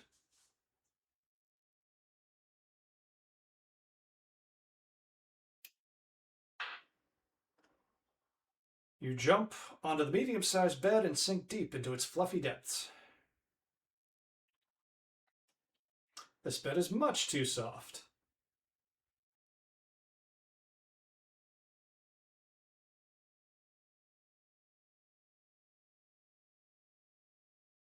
You lie upon the smallest bed and snuggle down. Ah, this bed is just right. Okay, cat purring, cat purring, cat purring. A little bit, yeah, okay, it's Junie. I see what you're saying. Oh no, Papa Bear has found you sleeping in Baby Bear's bed. This... okay, and stay out. Now, question. Before we save it again, I'm going to say, did you get everything out of the bear's house? I think I did. Well, let's be sure.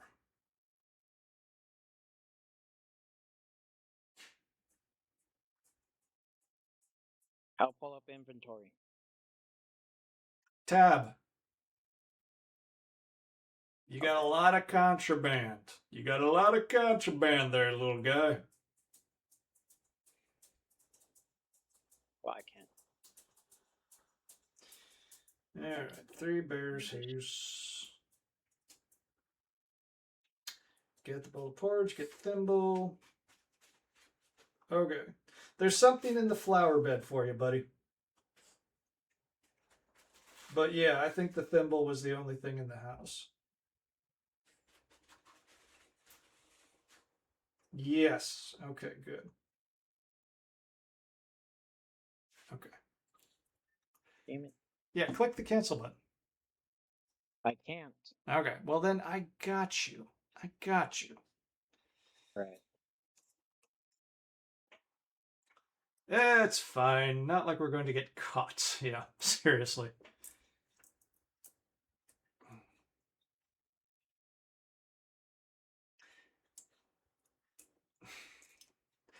Either look, yeah. See, it doesn't know check.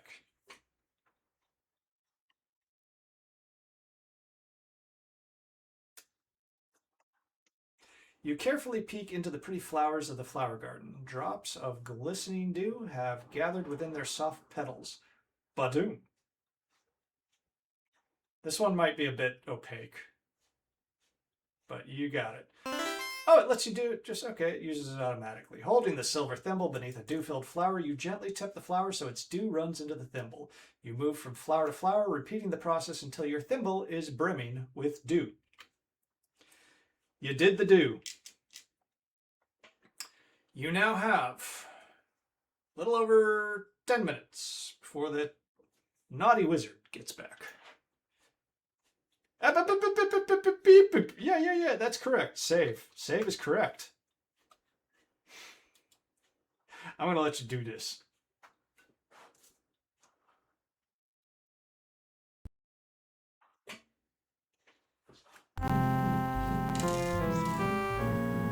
Hold on 1 second while I start a new header for falling.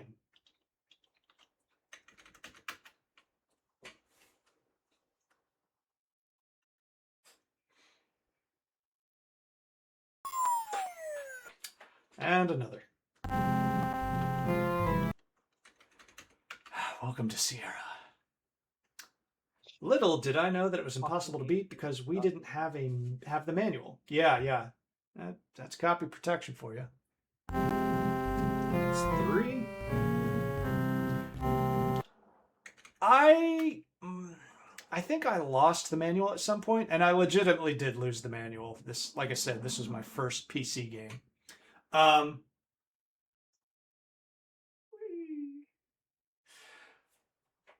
Because I recall going to a Radio Shack. Oops, hey, that's 4. Total of 5 deaths. Remember, you can save it again along the path.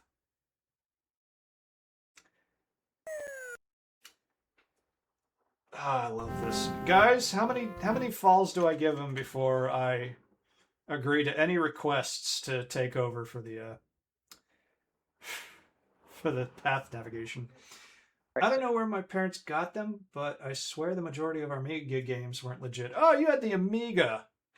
I'm a little bit envious because I'm learning a bit about the Amiga as I am writing a book about the 3DO, and a lot of the 3DO people came from the Amiga.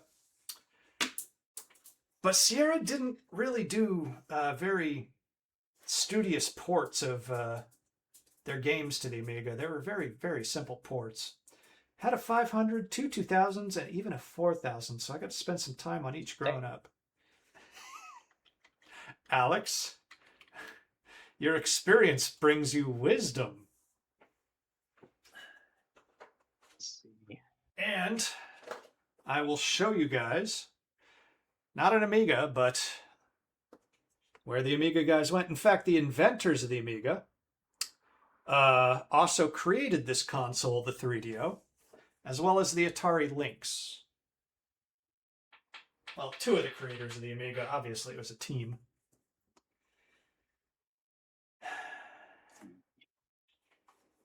Oh, what the hell? Oh, right. I need to click you out of this. For some reason, I guess Parsec doesn't let you click. I don't know what's going on.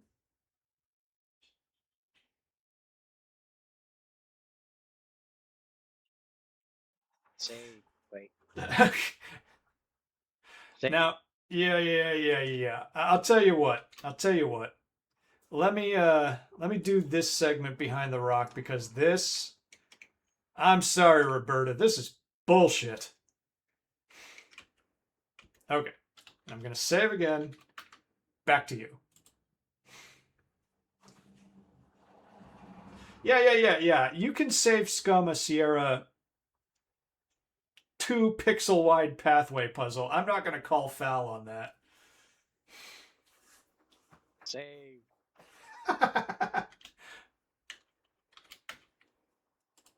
You get to mock me and Alex. That's fair.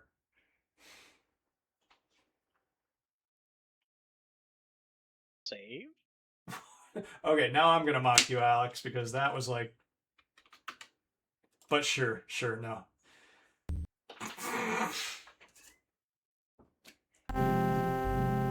That is 6 deaths by falling.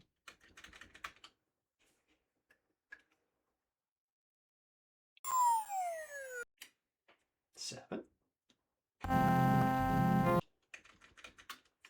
Okay, so you know what? Actually, saving there again was smart. I take it back.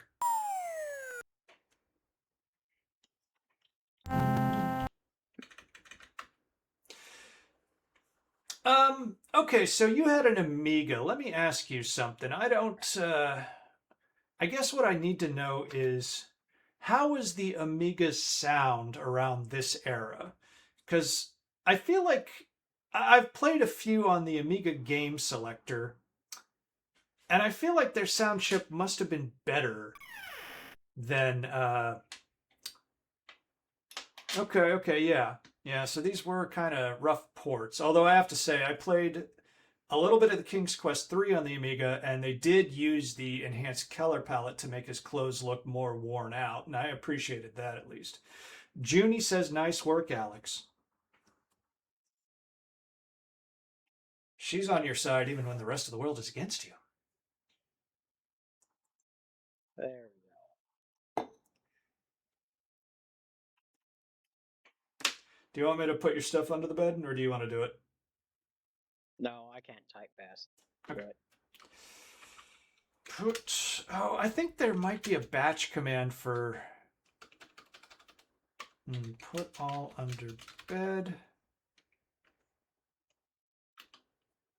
Now, was that every... Oh, that was everything. Oh. I feel like...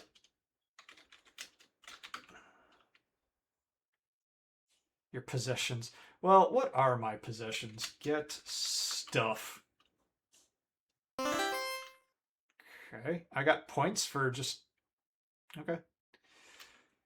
Fine. We'll do this the tedious way. No. We do not walk around with a feather. Hide feather. What is going on? Chicken feather. Put chicken feather under bed. Okay.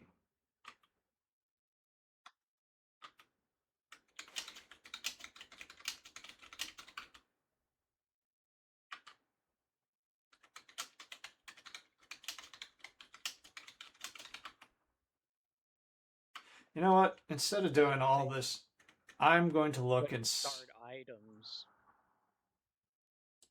I'll look this up. Like, I got a vague memory, again, possibly a false memory, of there being a batch command to just put the contraband under the bed. Is there anything that we need while we're wandering around while the wizard is here, though? And the answer is yeah. Okay, so put or hide all. Yeah. And get like the fruit. Okay. Save it again. Alex, all yours. Let's see, I think he left at 47, so you actually probably still have close to 10 minutes.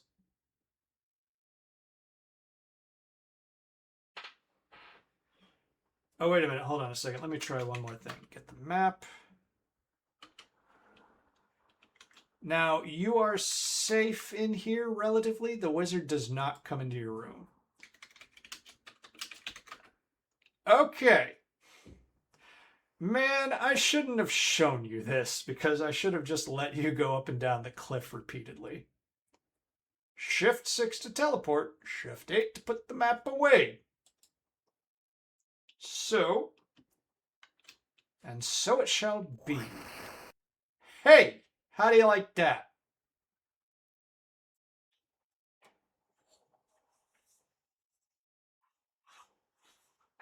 I'm gonna, maybe not.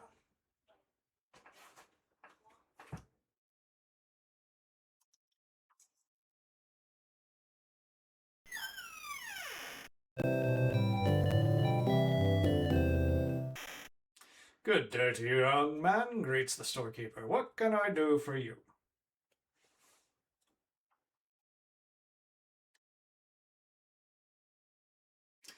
I don't remember a damn thing about this. The store is full of general merchandise and supplies to meet the needs of the village. A friendly storekeeper bustles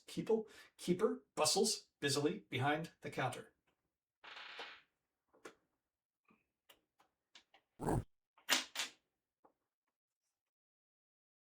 Look at the shelf. Oh, hello, puppy.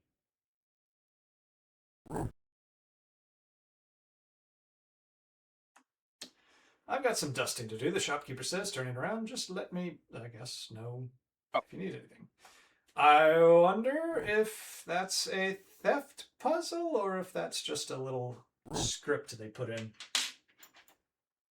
Love his little tail wagging. Junie, are you a dog sucker like me? Oops, sorry. Hold on. Let me fix what I did. Continue, Alex. Yep, and I'm thinking David is as well. We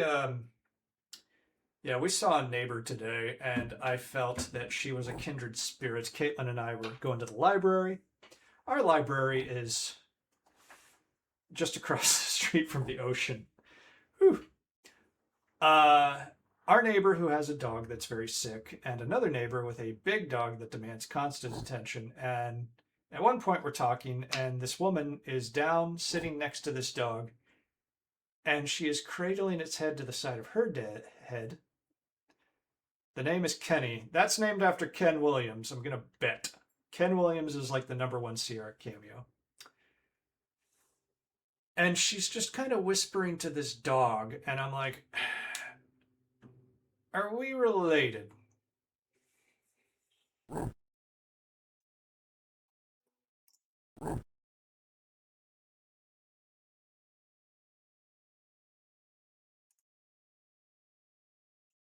Kenny belongs to the shopkeeper. Try looking at the shelf. I don't recall if I bought anything here, but, this room does have to have some function. Look at self. Where? You have no self. Look, shelf. The shelves are filled with all sorts of useful items. There are a few items of particular interest to you. Leather pouches, salt, fish oil, and lard.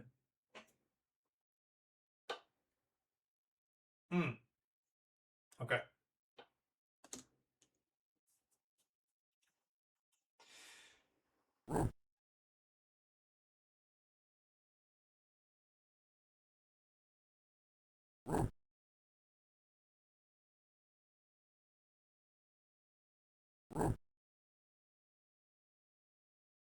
This is a business, not a charity. You have to buy the things you want.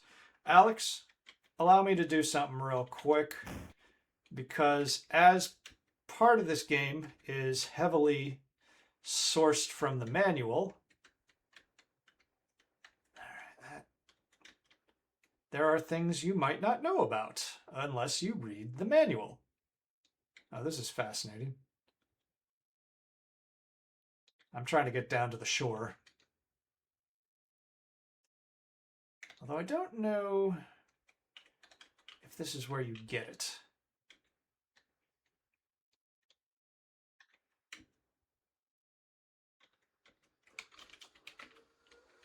Oh, it's of no use. Okay. Oh, sorry. Go ahead. Like, you got to get mud somewhere in this game, I'm incredibly sure.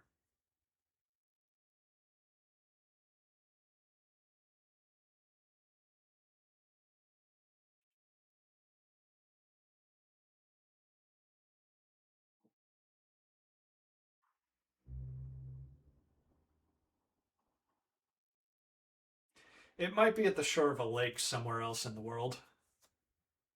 Or over there or something. Oh, snap! You're up to no good, Gwydion. Never again will you discover my secrets.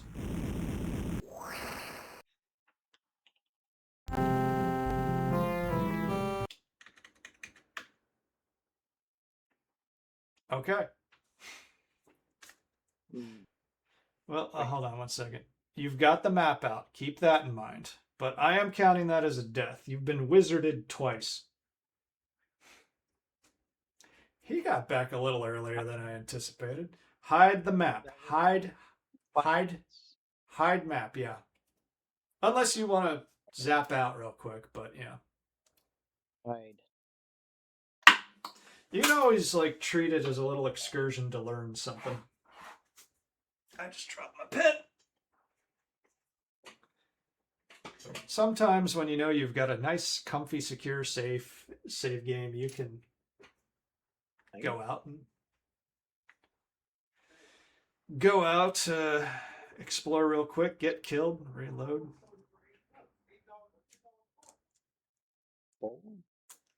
Okay.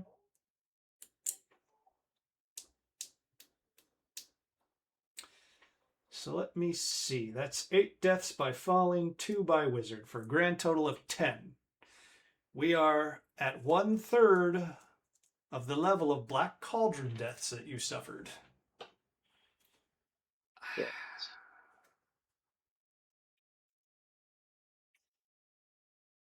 Right. I don't.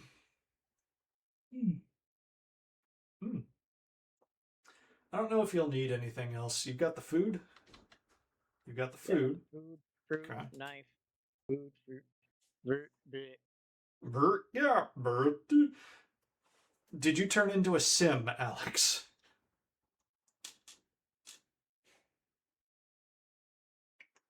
It's about 1 death every 17 minutes or so. I think it's maybe a little more frequent than that.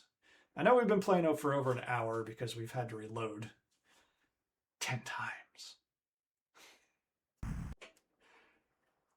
You might be enjoying that a bit too much, Alex.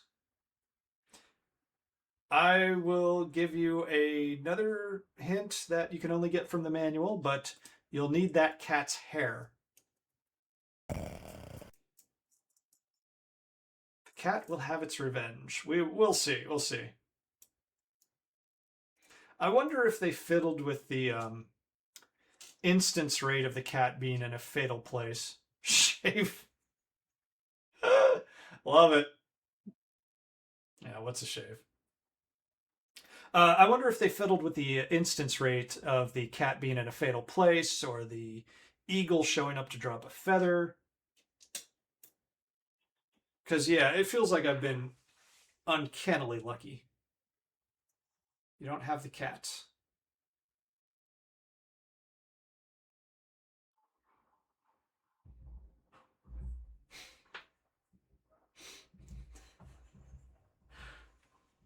Obviously, you were raised by a naughty wizard.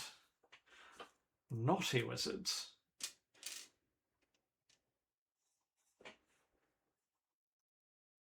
Naughty Wizard, the Sierra game that never was.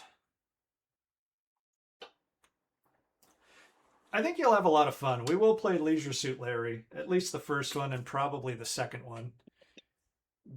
because as I've said, they beta tested Leisure Suit Larry with fans and recorded all the things that they would type in, and so there's quite a lot of versatility to the parser compared to almost every other Sierra game. You're gonna want to pick up the cat, I suppose, to get the fur. It's a step. Is that a parser error or is that a cosmic question? What is a step?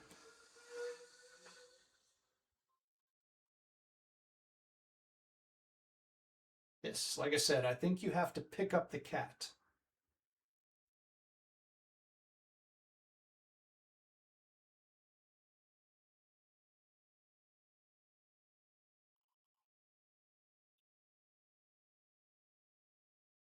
The despicable cat slips away from your grasp with a fierce scratch to your arm. Okay, I don't remember how to pick up the cat. Tackle? That's good, but tackle is with a C. You're up to no good, Gwydion. Never again will you discover my secrets. Hold on a second. Oh dear, something was left uncovered. Here, I'll take over real quick and search the house. It takes a few tries. Okay, so it's RNG picking it up, exactly. Okay. Priorities, though. Let's figure out what tipped the wizard off to our futzing about. Did we basement open? Probably, yes. Oops.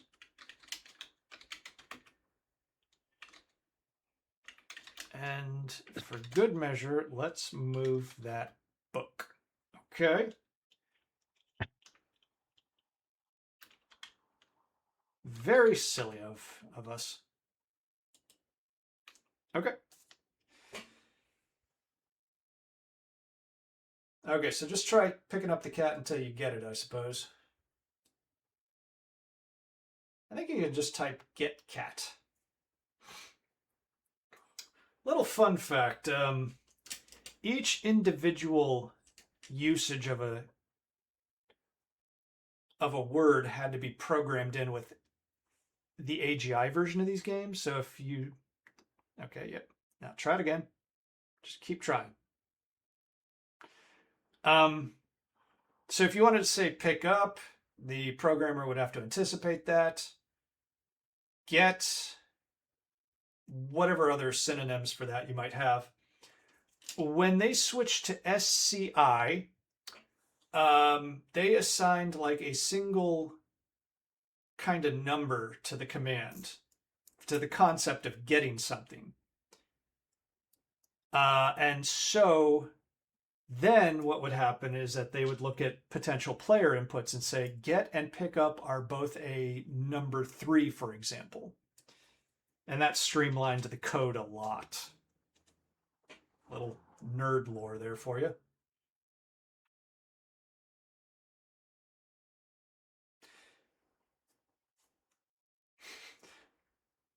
We're getting repaid for the great luck we had in...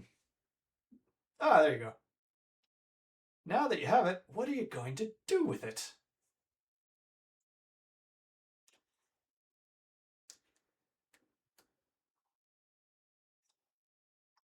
Get the fur and get your ass back up to your bed. Yeah.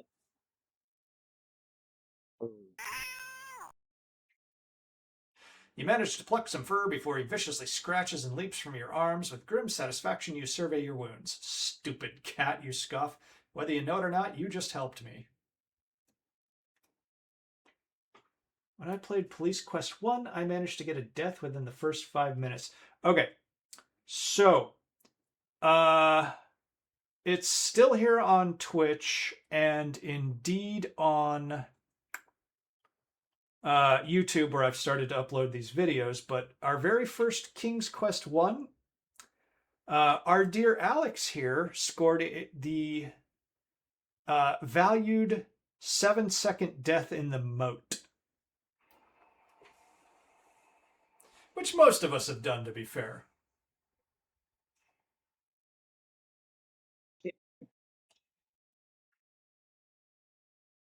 No, get.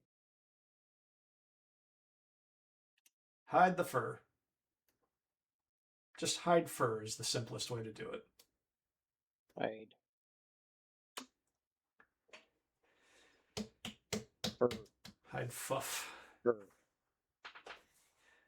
Okay. Hide cat fur, you fussy parser.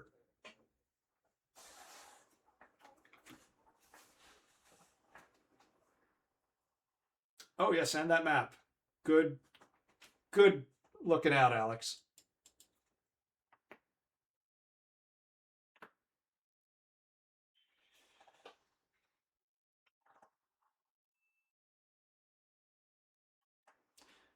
That was very, very, very smart. Because I probably would have missed that.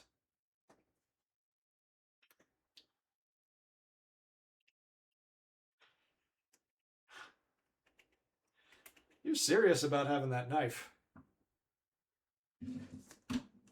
I don't recall what the knife... I don't know if you need it in the house. You might tell me go get chicken. Well, you're not going to prepare the chicken. The task would be to feed the chicken. Too bad we can't stab Mananan with it. Hands up everybody who tried to stab the wizard in their sleep and paid the consequences, because I know that's the first thing I did when he tried to go to sleep back in the 80s.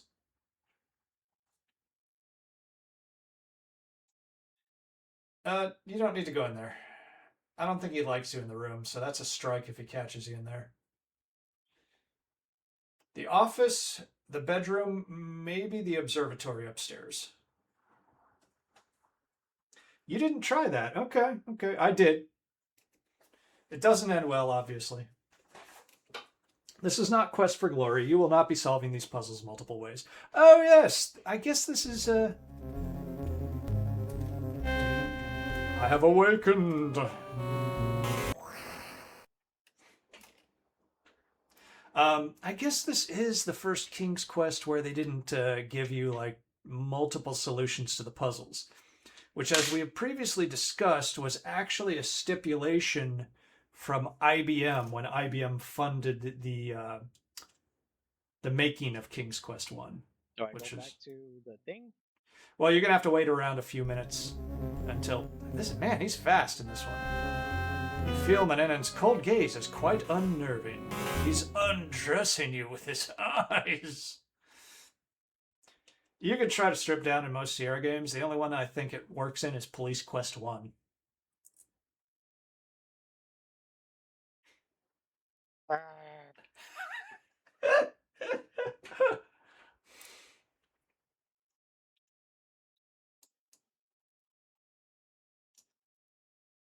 Okay, we're at about...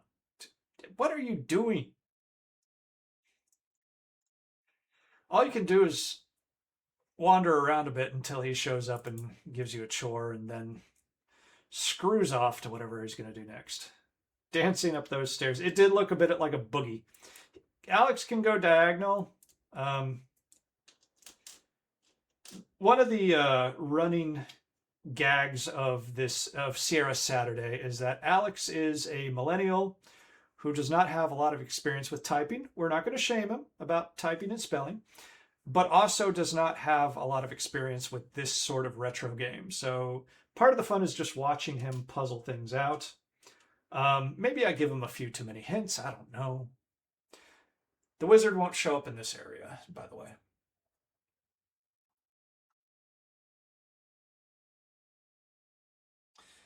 So have you guys played Colonel's Bequest? I played it, and low-key, it is way up there in my esteem as far as Sierra games go.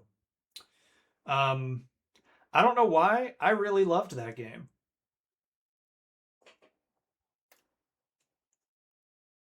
But we haven't played it here yet. We're kind of doing things roughly chronologically, and occasionally so convoluted to get the good ending. You're correct. You played it later on in life. I had it at the time. I love it. Still have my box copy from when I was a kid. Ah, jeez, David. See, I moved to Los Angeles in 2007 and somebody stole my moving truck. That ended any desire I had to be a collector. But somebody says something like that and I still get a little jealous. Um, so I played the sequel. I didn't finish the sequel. That's awful, geez. Yeah, it is. It is. I had almost complete collections of the 3DO and Sega CD, which I targeted because they were very easy to collect for. Oh, here we go.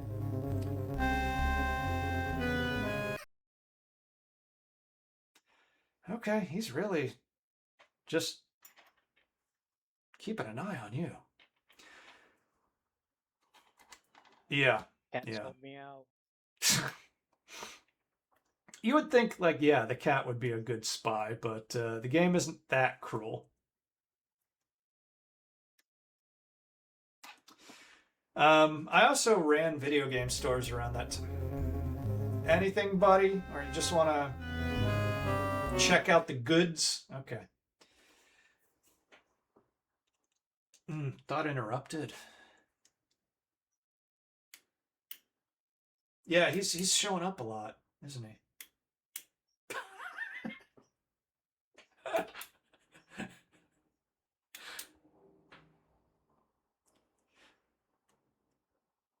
He would never show up this many times without giving you a chore on the Amiga version. Yeah, same with the DOS.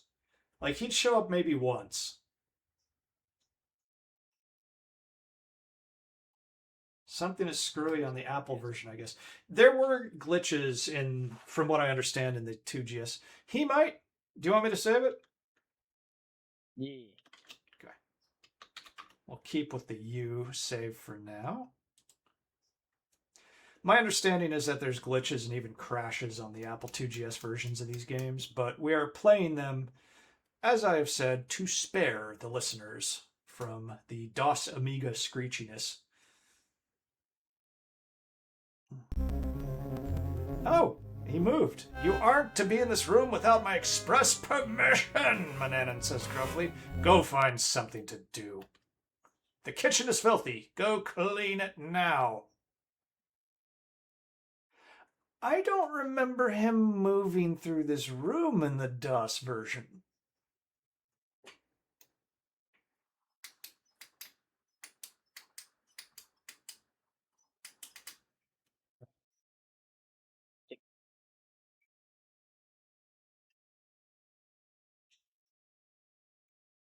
Here we go with the staircase boogie.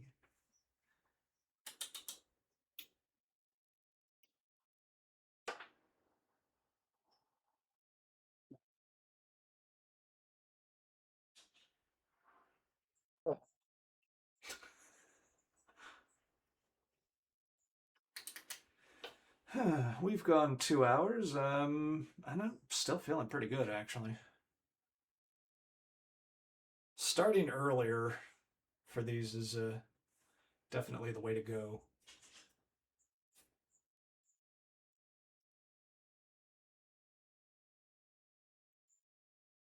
It was moving a lot faster than. Yeah, I actually did some reading on the speed settings for the Apple 2GS emulators. Turns out Exo Apple 2GS uses 3 different emulators. Not 100% sure why. Probably compatibility issues, and that the Apple 2GS itself was obviously an enhancement of the Apple II line, and so it was just a slow computer.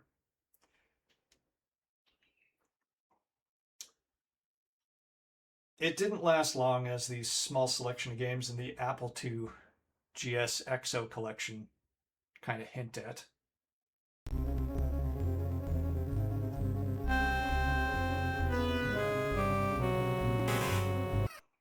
Perv ass wizard.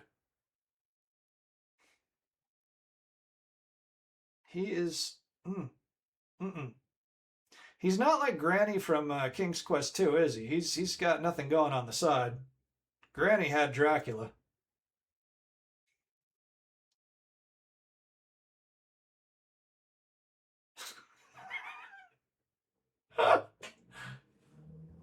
Spread out on table. Spread is SPREAD, but I'm sure the game won't respond to that either. Alex, you're giving us some free entertainment here, and I appreciate it.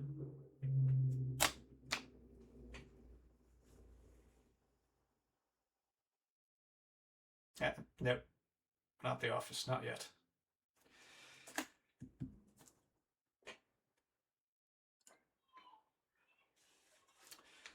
So let's see. What are you thinking when the wizard departs this time?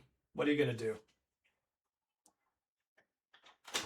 You want to go back and explore a little more, or do you want to try to screw around with the spell book? Because if you're going to try to make spells, I have to look stuff up.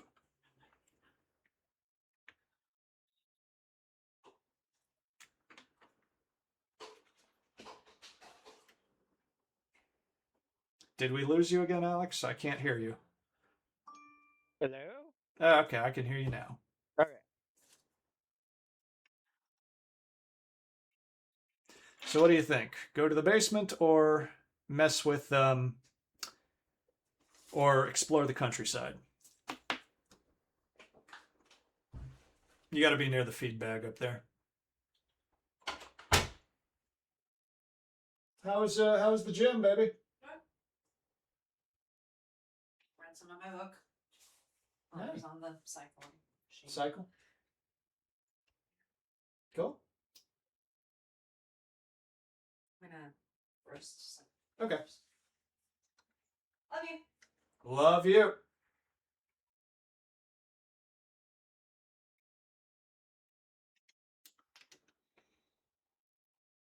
As soon as I get a power converter, that's a Japanese 3DO. I'm going to plug that in and see if this had the same problem cornering as the American version.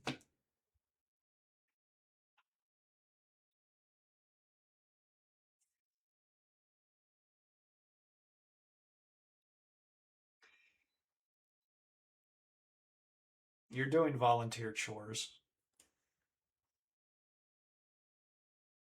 Something Waiting smells till- sweet. Comes out and yells. Well, he'll assign you. You should already get a feel for the rhythm here. He'll assign you one task, which he's done, and then a few minutes later, he's going to go on a journey or he's going to go to sleep. So I'll repeat my question: basement or countryside? Let's do countryside. That's what I was going to encourage you to do. Yep. I've decided to take a journey. A sexy journey. I don't have a consistent voice for the wizard. Hey, guess what? You're welcome.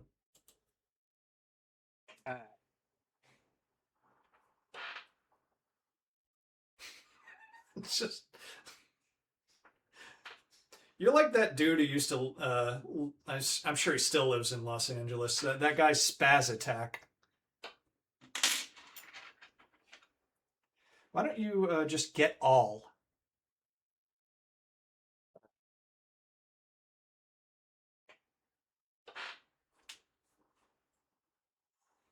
Okay, so if you're ready without further ado, just look at that map.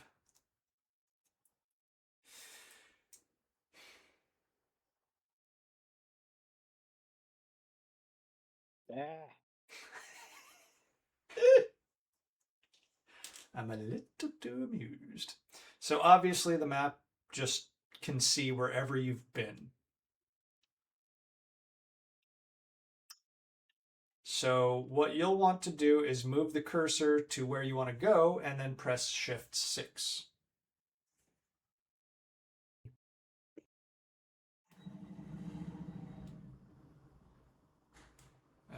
No. Click that to move the mouse.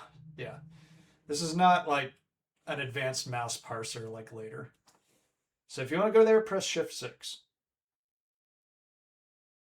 Shift 6. All right. Okay.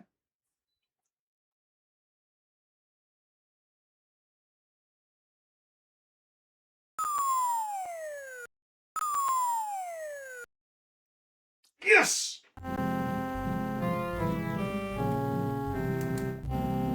When's the last time we saved? Oh, I saved it for you right before you went upstairs to get the map.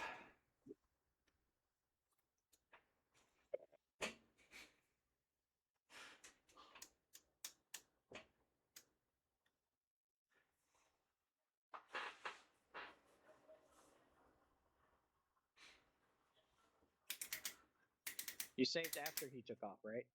Yes. All right. So I don't remember what else, what direct actions you can take out in the countryside right now, except for one. I gave you a hint about it. Use the map.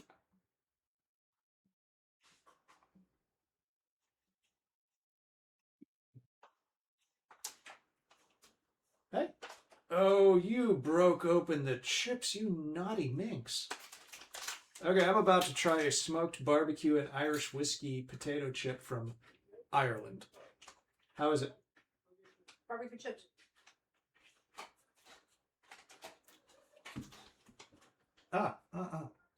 Just put it on your tongue. You can taste the whiskey. Yeah. I'm going to turn this off so I'm not crunching real quick.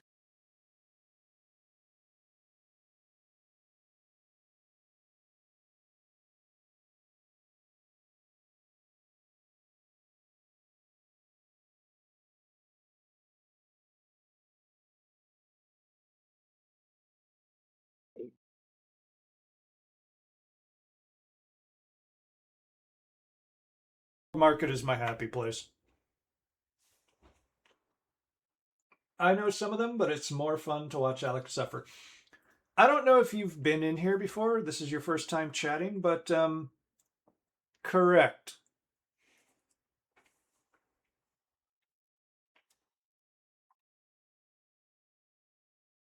There.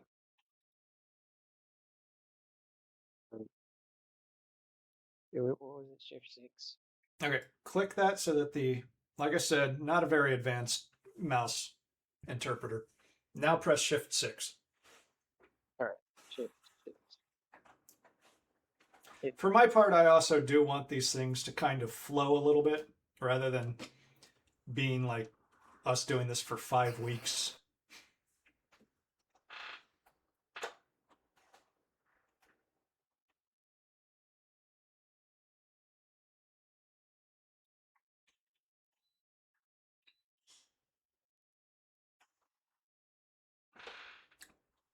Yeah, those are so good. Barbecue flavor, but man, there is that overtone of the whiskey, and it matches. It matches so well. Hey, Paprika. Hey, you want to say hi to everybody out there and beg Alex not to kick you? Alex, Alex, look at this cat. Look at this poor cat. She's scared of you, Got it. Alex. Oh, you got the mud? Let's see. Get mud. There's no Okay. mud. Just go stand on that and then try it, because I think you might be there. Get mud. With the wooden spoon, you kneel and scoop a spoonful of wet mud from the stream's bank. You carry it with you. Alex! See, that's another thing about Alex, if you haven't been here before. He has some ability and insight into adventure game logic that I lacked. And yes, mud is contraband. If the wizard finds you with mud, he will kill you. Go figure. We are just can the psychology of the time truly delve into the various paraphilia of the wizard? Try to get some of that water. I'm not going to tell you anything that I know, but I'm going to contribute a bit. Who's a happy cat?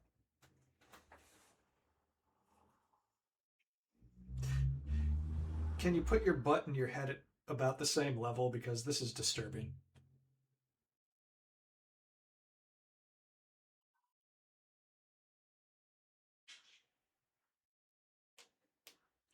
Okay, you have no need to carry around the stream water. If you are thirsty, then just get a drink. All right.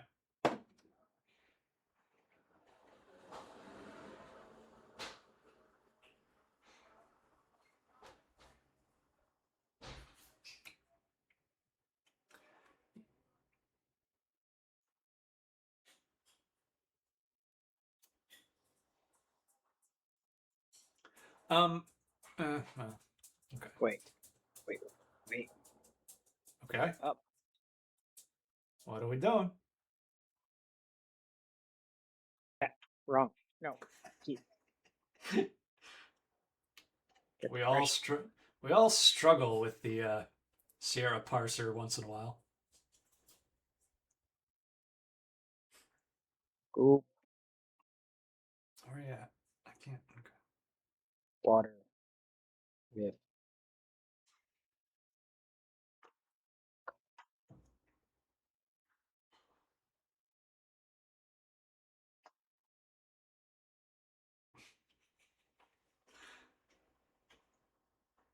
Use. Goodman, Up. you're here. Oh, I'm sorry. The 3DO's on your little blanket. Let me move that. There you go. Happy boy. Right. Did you get something?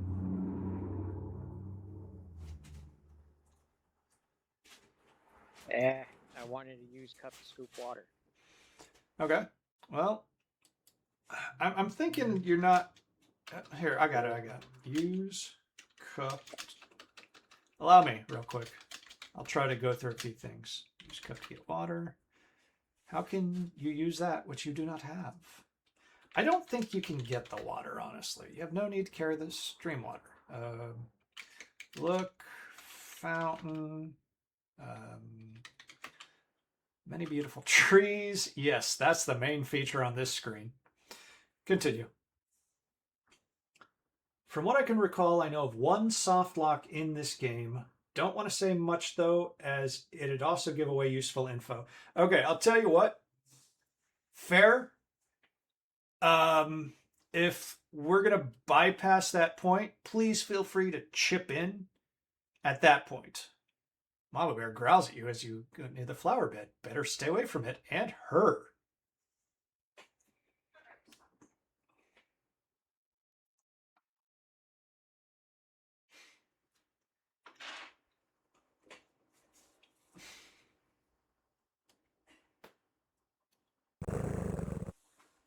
You could have already, in fact. Okay, interesting.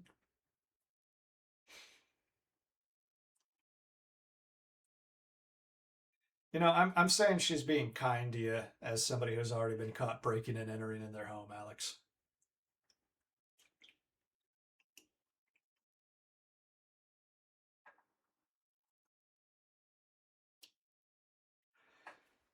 Well, the way it works is if it soft locks, then I will spend a little time off stream catching us back up to the correct point. No harm done. I'm wondering if that's like moss on that tree that you can get.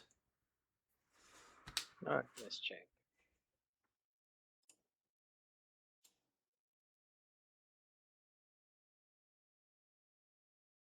Oh yeah, I don't need to put that. Tree. One of the trees has a light green colored plant growing upon it. On closer inspection, you see that it's mistletoe. So I was partially correct. Get. Oh. Get toe. Okay. Not an actual toe, Alex. You search among the hanging mistletoe until you find a sprig that is dried. You break it off and carry it with you. I still say I should take John Rhys Davies hostage and force him to narrate all of our Sierra games.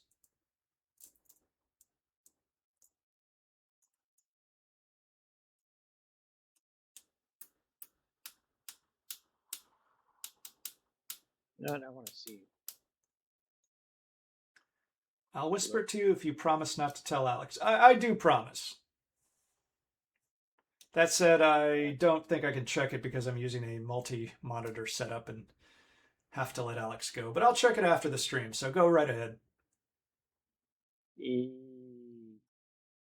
Look. Oh, I have whispers blocked? Okay, my bad. I'll do the research. I appreciate you letting me know. Soft grass of the forest has been replaced by the coarse grass of the seashore. I wonder if whispers are blocked by default because I don't remember messing with those. Maybe. So I think I got some, but I can't look at. Jeez.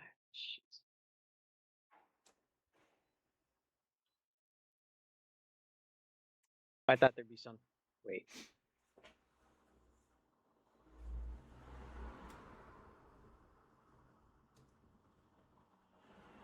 Either that or like years ago before I started streaming, like I was probably spammed and Shearch. There's no A, right? Now there's an A, there's no H. Oh. I mean, not there. There's not an H. Dirt. Okay. See, yeah, you got it. You got it. You got it. Okay.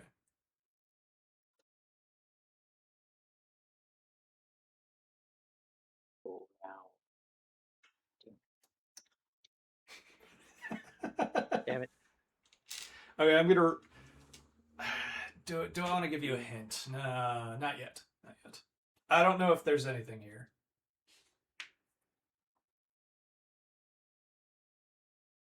Fine. Thought there might be something in there. I will say you haven't been in the tavern yet, but I don't remember. I remember the tavern, but I don't remember what I did in there.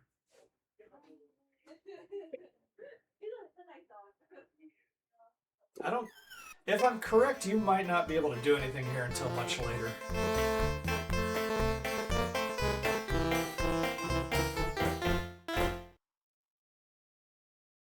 She tosses her head and replies, "What'll it be for you, sir? A good pull of ale, or d'ye rather a dram of rum? My, aren't ye the handsome one?" I don't know if they intended that to be written in like a southern pastiche patois, I should say. What's a smile? But that's just how it read to me.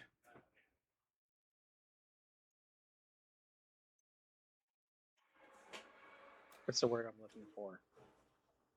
Ogle? Yes, how is it spelled? I doubt it's going to recognize it, but that's ogle right there. Yeah. Ironically, we are playing this rather than the fan remake or anything else because there's an instance similar to what you're talking about that I wish you to witness later in this game, which I found kind of unbelievable. Kiss woman. Kiss woman. Oops, not woman. Kiss woman. Watch it, fella. Mm. Yes, you can save the horny for later. Besides which, it would never work. Her head is like twice as wide as yours.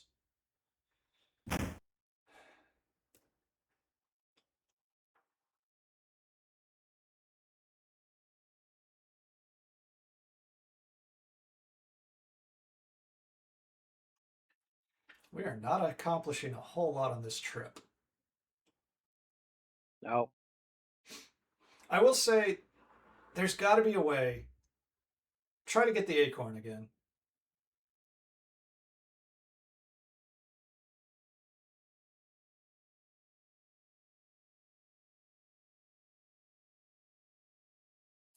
Pick and poke amongst the fallen acorns looking for dried ones. You don't find any. These are all newly fallen. I am sure you need a dried acorn.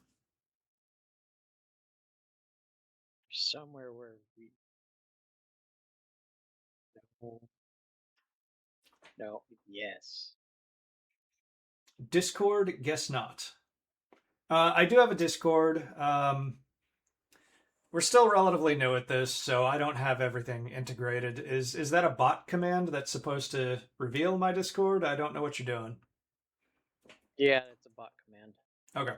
Usually people set up. Yes, I've seen that there's bots to set up, and I haven't even looked at that yet. I will. We have a Discord. I think it's the same name.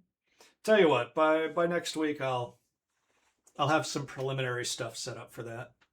What's a tree?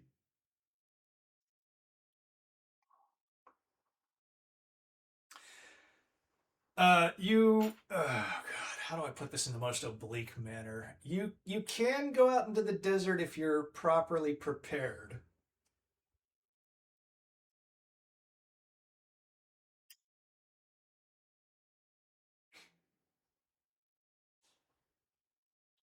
Or is it this one? What? Why are you trying to? Did you see something? Or are you just doing guesswork? No, one of these trees had acorns. Watch. The one Acorn. back. Okay. So the one with bird, this one that's busted, or that one that I was staring at earlier? I wasn't paying attention. What makes you think they've got acorns? Acorns. Don't just respond to me with the word acorns. What makes you think they have acorns? Yes. The Acorns. color? The color. This How do you think acorns are? squirrel. Acorn. Do you think? Okay, that's fascinating. That's completely wrong, but I remember we passed by here like 20 deaths ago. acorns. There were squirrels standing there. Okay, So I don't recall that. Yeah, this was probably like, I don't know, about an hour, 10 minutes ago. Maybe Or you maybe can shorten it a about bit, but it would 45 still minutes. give away that an item is important. Well, if you wish, oh, okay, there, you were correct. Okay, sorry. I don't think you're getting acorns out of that tree, though. That's the problem there. Yeah, if you have like an oblique hint, if you can figure out a way to make it, a little universal hint system, feel free.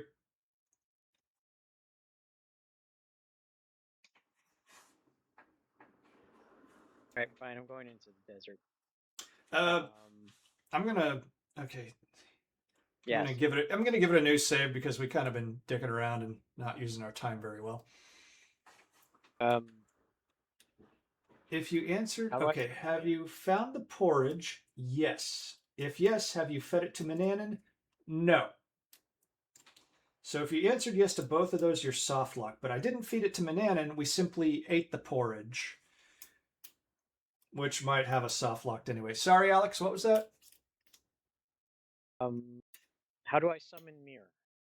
Summon mirror? Since I don't... Well, you're toast. Okay, fair enough. I will.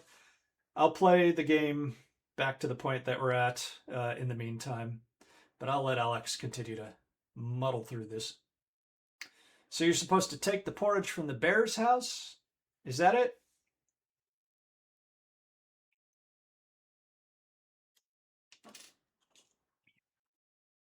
What's a mirror?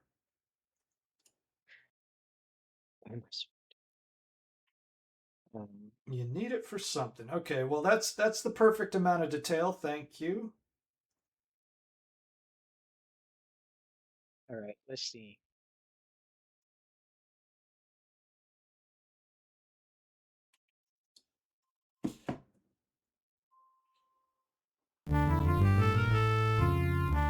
Okay, I'm gonna need you to write whatever. I don't think I can. I don't think I can do it in time, given how quickly she books. Show mirror.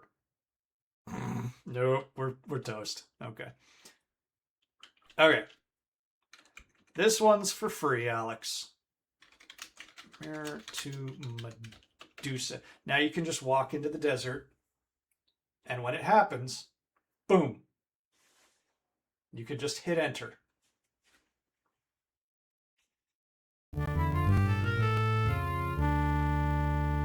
You spell that right? Medusa. I've spelled it correctly.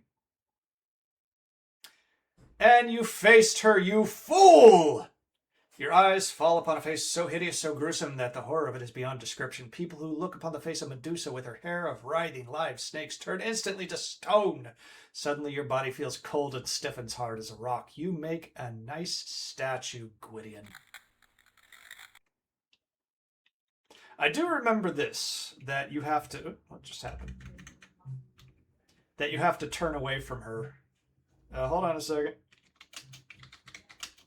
Okay. All right. Oh, sorry.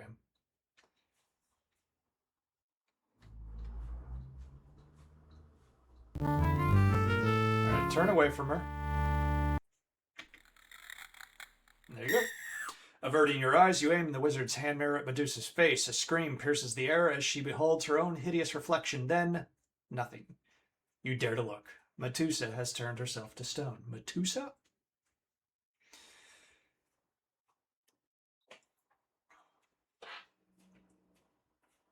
Got her indeed. Can I destroy stone? Is she important? I don't think she is. I think she's just an obstacle. I don't remember what you need in the desert.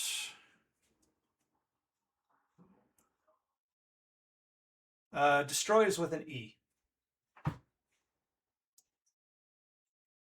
I am an electrician, not... Alex, I laid that rule early on. There's no judgment here about your typing or spelling ability.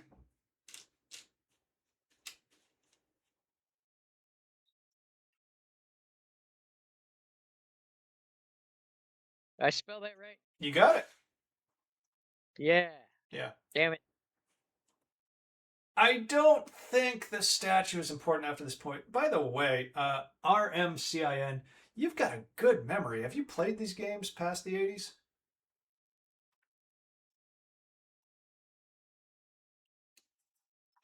Because I have memory hold so much of this game. Like, I remember the visuals, but I don't remember the actions.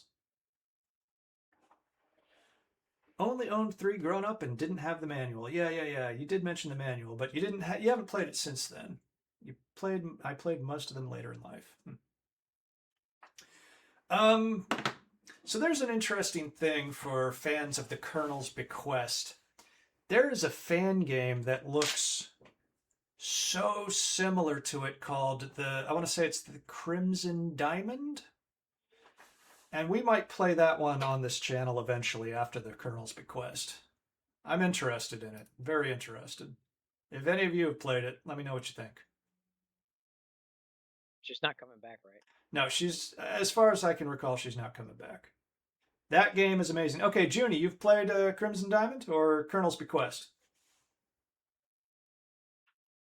The developer is a streamer. I kind of know that. Yeah, I saw a little bit of something she did.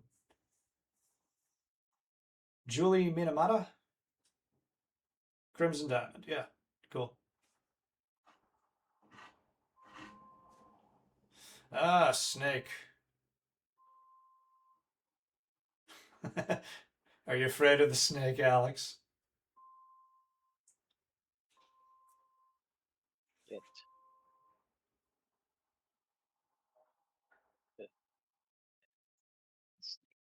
Ah, it disappeared. Yeah, it left.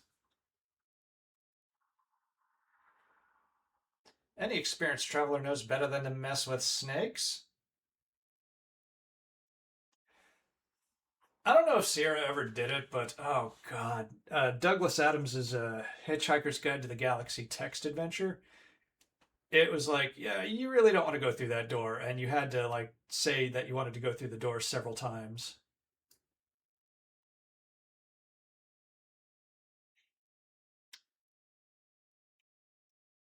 Looks like a spiritual successor. Yeah. I've heard good things, and I remember I looked at it and it had the description of like a cozy game, and my friend was posting about it, so I asked like, "Is it a game?" Because sometimes if it says cozy, it's yeah, kind of not so much a game. And Julie herself, the creator of the game, piped in and said like, "Oh no, it's absolutely, you know, a classic Sierra text parser thing." And I was like, "Oh, okay, cool." Glad you took that in the spirit in which I asked, because some people can be tender online, but she seemed pretty cool.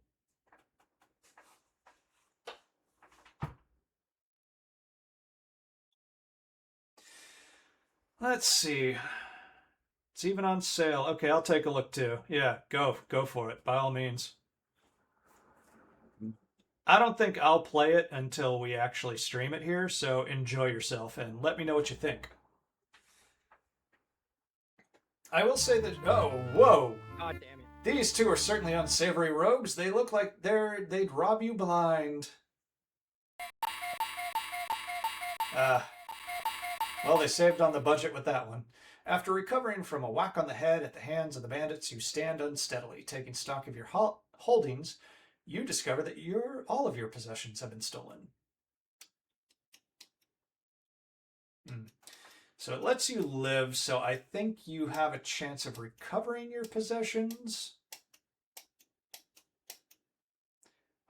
Okay, there's something on that screen back there. This screen. It doesn't look like much.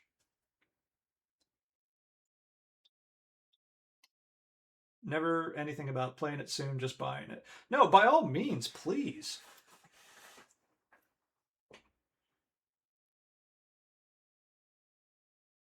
Like, I don't spoil anything for me, but play it as soon as you care to.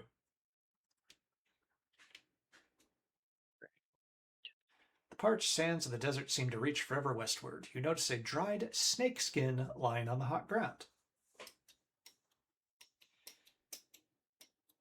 That and let's see, what else? I have it, but I've never played it, and this was a very popular one. It seems somewhere between Gabriel Knight and Full Throttle. Kathy Rain. Has anybody played that one?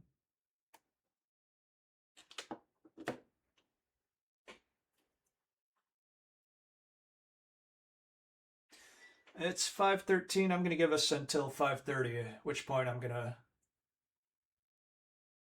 head out and do my thing. I've seen that a bunch. Kathy Rain looks a lot of fun. Yeah. Yeah, it scores so well that that's like a no-brainer. And I have it, but I haven't gotten around to it. And there's a sequel that just came out too. So, cool.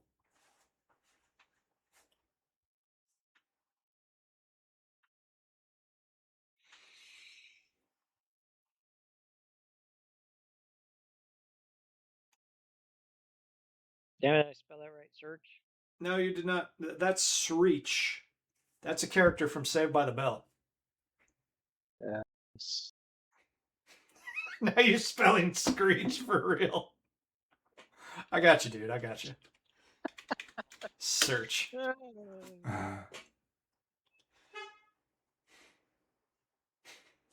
It does not like the. Here, look in stump. What's a stump? Look in tree. I swear King's Quest II's parser was a little easier going than this.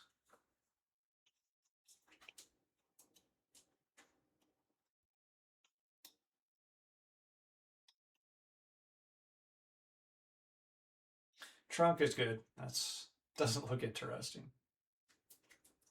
I'm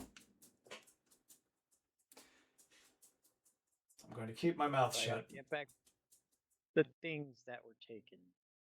Eat bird. You have a suggestion to eat bird, Alex?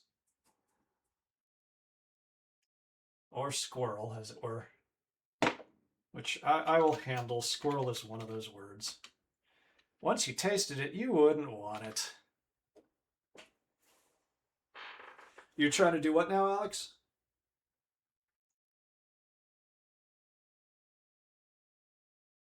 Almost. Wait. I got you. They're too difficult to catch. When I first moved to the United States, I can attest to that. I was trying to catch them in a park in New York, and a cop took me over to my dad and was like, get him to stop that.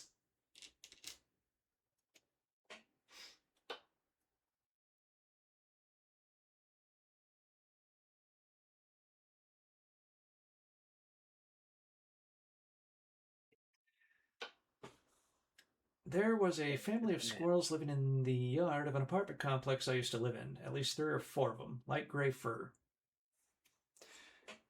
I went to this small town college in Alabama where the squirrels were so overfed that they had population die-offs, and you would just walk around campus and find dead squirrels on a fairly consistent basis. It was a bit grim. But otherwise, they were numerous enough that they would gather in trees in hordes and throw things at my roommate, who was a short little guy.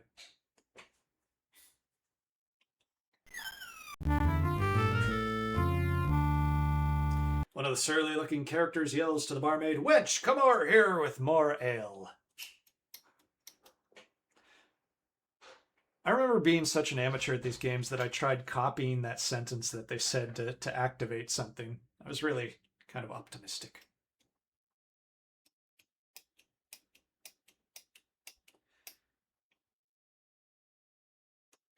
Where I live now, there's pretty much always some wild ducks and geese all year round. That sounds kind of lovely, but also kind of obnoxious. Oh, guess who stayed out past his curfew? I love how he takes the offending ingredients from you, but then kills you. I think they had different plans for the game flow there. Do you wish to continue, Alex, or should we call it right now?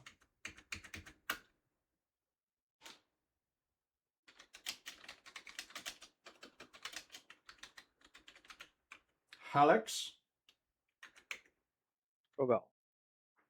You want to keep going? I'm gonna give you a 10-minute warning. We'll start packing up at 5:30. Oh, that was all you. I was ready to jump in there, but you got her. Now, gotta. Oh, you know what? I did not. How many times did Medusa get you? 2, 3? 2. Okay. I didn't note those deaths. Maybe 3? It might have been 3, but let's go with 2.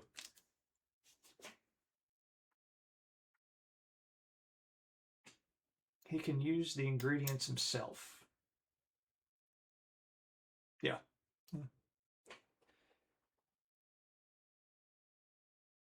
Yeah, the save is dead, but like I said, I'm going to let Alex bumble around, and I'll try to recreate whatever he's done.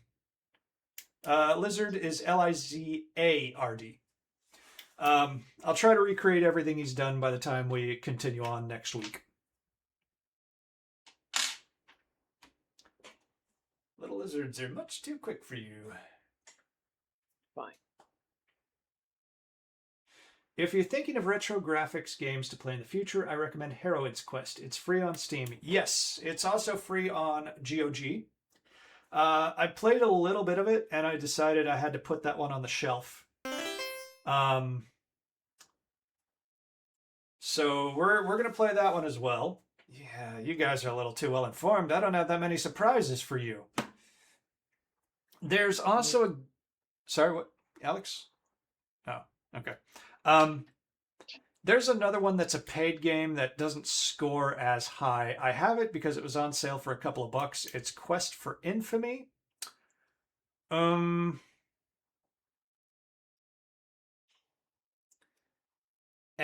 let me see. Somebody on YouTube has... Was it YouTube? Somebody has a problem with the guy who made that game.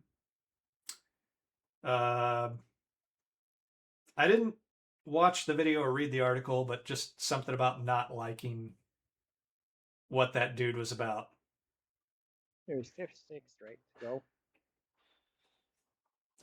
Shift 6 will teleport you somewhere. Great game, fully voiced. Yes, Zach McCracken is a cruel. Hold on a second. Did you teleport to the? Okay, I was about to say, is it going to make you walk up, or did you? Yeah, it was gonna make me walk up. Ooh, let me take a look at that real quick. And I can't believe I'm helping you. Or trying to help you. Nope. Okay. My pen is at the ready. Zach McCracken. 5 minutes? 9 minutes until 5:30. You got some time. I mean until he got back. Oh, yeah, dude. Book it. Did you save it? Sierra Noia. I coined that term last week. The Sierra Noia has gripped Alex's little heart. That is an even 10 falling deaths.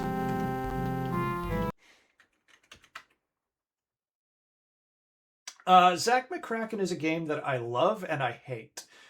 I don't think we're going to revisit that one here, simply because, like you point out, it's just maybe a tad bit of an exercise in tedium and frustration.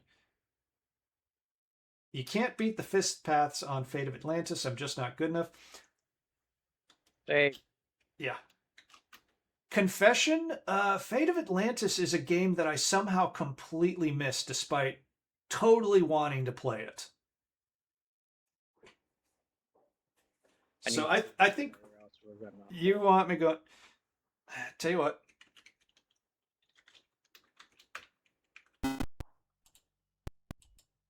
Do it yourself.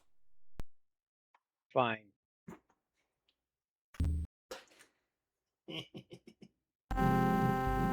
I'll step in after a few.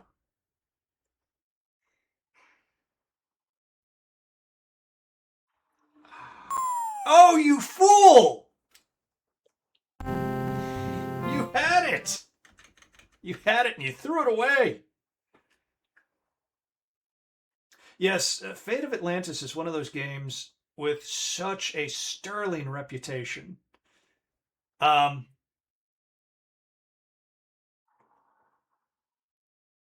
Save. Very good.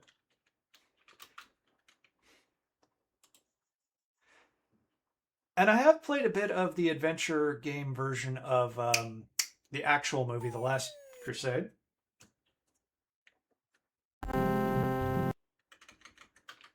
Which was perhaps maybe a bit too slavishly devoted. I just capped this pen, Alex.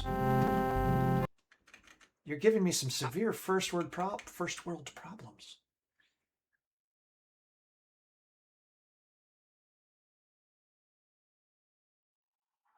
After the switch, then we can watch Ape or Die as well? Was that Alex? I guess I don't understand what you're saying there. APER?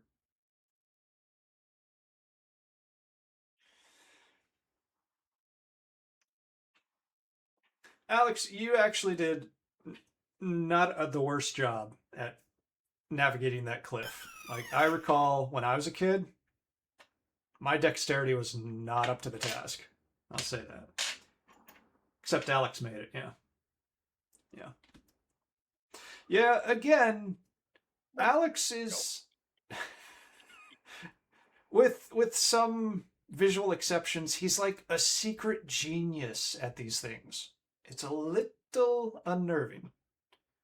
Alex has leveled up in his Sierra Noia. Yes, Judy. Yes, he has.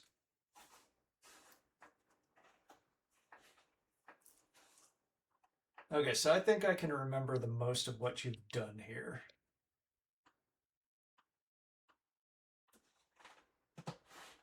I'll also check just to make sure you can't go back. Wait a minute, the porridge. I might remember why you need it, and yeah, you need it. Yeah, I think I do.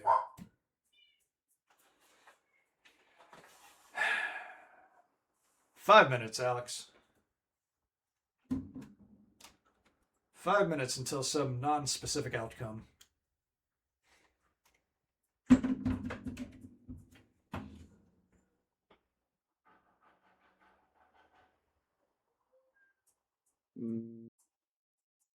Man, we got an expert in the chat who is very certain that there's no alternative to the porridge, and I believe him. Yeah, I don't think that they're gonna go back for another walk. If I broke in twice. Well, I'll check on my off time. You know, I'm not going to be doing. I don't think I'm going to do any more streams until 3DO Thursday, so I'll have time. All right.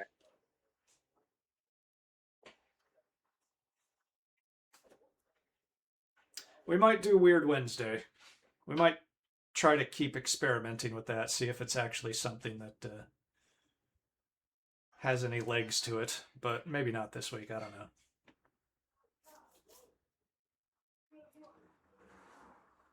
It is not a soft lock in the AGD version, but it is in every other version. Okay. Yeah, you got some expertise here, man. Hold on a second. I want to look at that moose. You scrutinize the moose head very carefully, but you see it is nothing but an old head. You do not. You do feel sorry for the poor thing, though. Moose heads are a tiny bit of an ongoing joke. Oh, okay. So, yeah, my Sierra studies. Rather amusing anecdote. We all know the Quest for Glory series and Lori and Corey Cole. Lori is the primary creator of it because they hired Corey to do programming for the Atari ST. One of the other Sierra employees who had moved to Oakhurst from the city hit and killed a deer with his car and was talking to somebody about it on the phone at work, I believe, when he was, Corey Cole was nearby and leaned over to him and just said, "Do you think the skull was intact?" Which kind of low-key creeped the dude out. I think it was Mark Hood. And it turns out that Corey wanted the skull for his ranch, which was kind of a standard decoration in the area. But, this guy just moving to the mountains from the city was just like, this guy's asking about the skull of the deer I killed? And considering I've gone from like Northern Ireland to South Florida to Alabama to Georgia to Japan and all over the place, like I get that level of culture shock on a very in my bones level. I've driven through Coarse Gold. And I'm not sure I saw the famous Sierra building. I was on my way to Yosemite. But it was interesting to go through that town and go like, man, okay. My childhood was manufactured in this town. I can't remember. He's supposed to show up like in what, 2 minutes? There's a little wiggle room to when he shows up. But yeah, I believe he was at... All right. Never mind. I've returned, Gwydion, and I'm ready to eat. I kind of want to give him that overblown, like, Venture Brothers. I've returned and I'm ready to eat.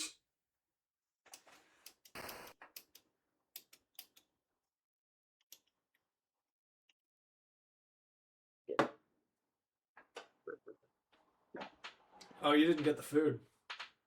Yeah, I didn't. It's cool. What sound was that? So again, for the adventure game fans out there, right before I started this stream, or right at the beginning actually, I noticed that Chris Jones of Tex Murphy fame has another Kickstarter started. So I guess they're trying to make another Tex Murphy game. He is I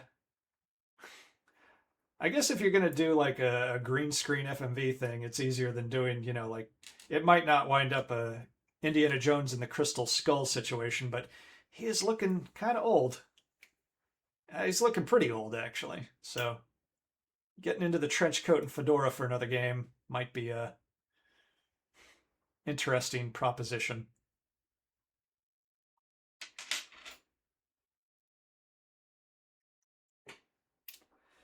All right. We are at 5:30. I'll let you go feed the wizard because I know you're into that, you freak. Banana is impatient. Yeah, we've done this, dude.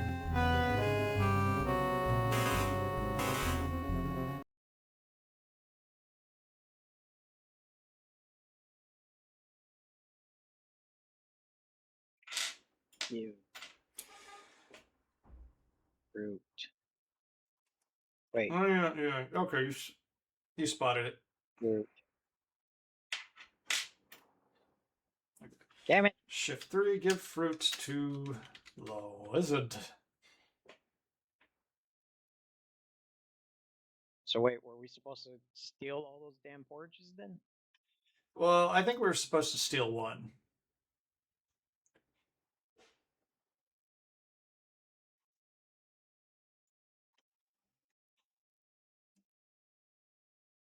Are you a D&D player? I haven't played in a long time, but absolutely. I'm saying a whole lot, which is inevitable, but you can minimize it. I was fanatical about the Dragonlance setting, and I had all the modules for that. But yes.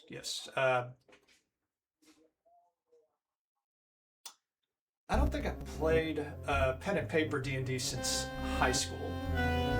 I assume from the question that you are. Yeah, the books were real good. Uh-oh, it's him again. Who could have foreseen that? I will say I dropped the Dragonlance novels at the and this is an unpopular opinion, I know, but the twins novels where they're traveling through time, I didn't think those were nearly as good as the mainline novels, so I just kind of stopped reading Dragonlance. Everybody I've talked to loves those novels. I'm wrong. I'm comfortable with that. I'm trying to think. Are there any fun ways to die before we go? Because we are at time. I'd say save and let me go touch the wizard. Okay. He's still around though. He's kind of ethereal until he goes to sleep or something like that. Did he go to sleep? Find out No, right now. he did not. He did not.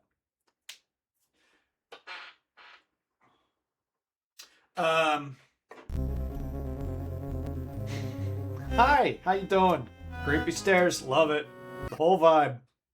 The older dude, young slave. So I guess speaking of D&D, Ken Williams did not like RPGs. They actually tried to playtest a Dungeons and Dragons game when planning what kind of RPG Sierra would make. And they had published one by a high school student called The Wrath of Denethor, which was essentially like an Ultima clone that got Richard Garriott pissed off at Sierra.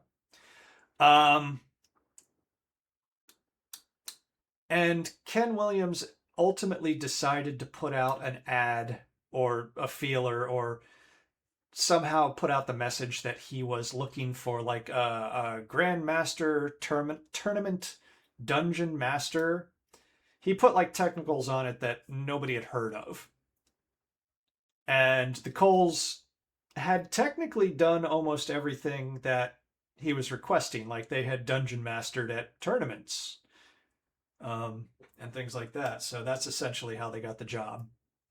Although his Ken Williams's lack of enthusiasm for RPGs initially had him going like, okay, and then Corey Cole said like, yeah, I've also spent the last 10 years programming with the and I've been working on the Atari ST, and he was like, aha. And so it's interesting to think that except for like chance phrases that get spoken, Quest for Glory could easily not have happened. That said, Alex. Yeah. I am going to spend this week. Actually, let's just go ahead and quit out of here. Press enter to quit. Is that actually? Oh, it does actually work. Okay. Bring it on back here. What do you think of King's Quest III so far?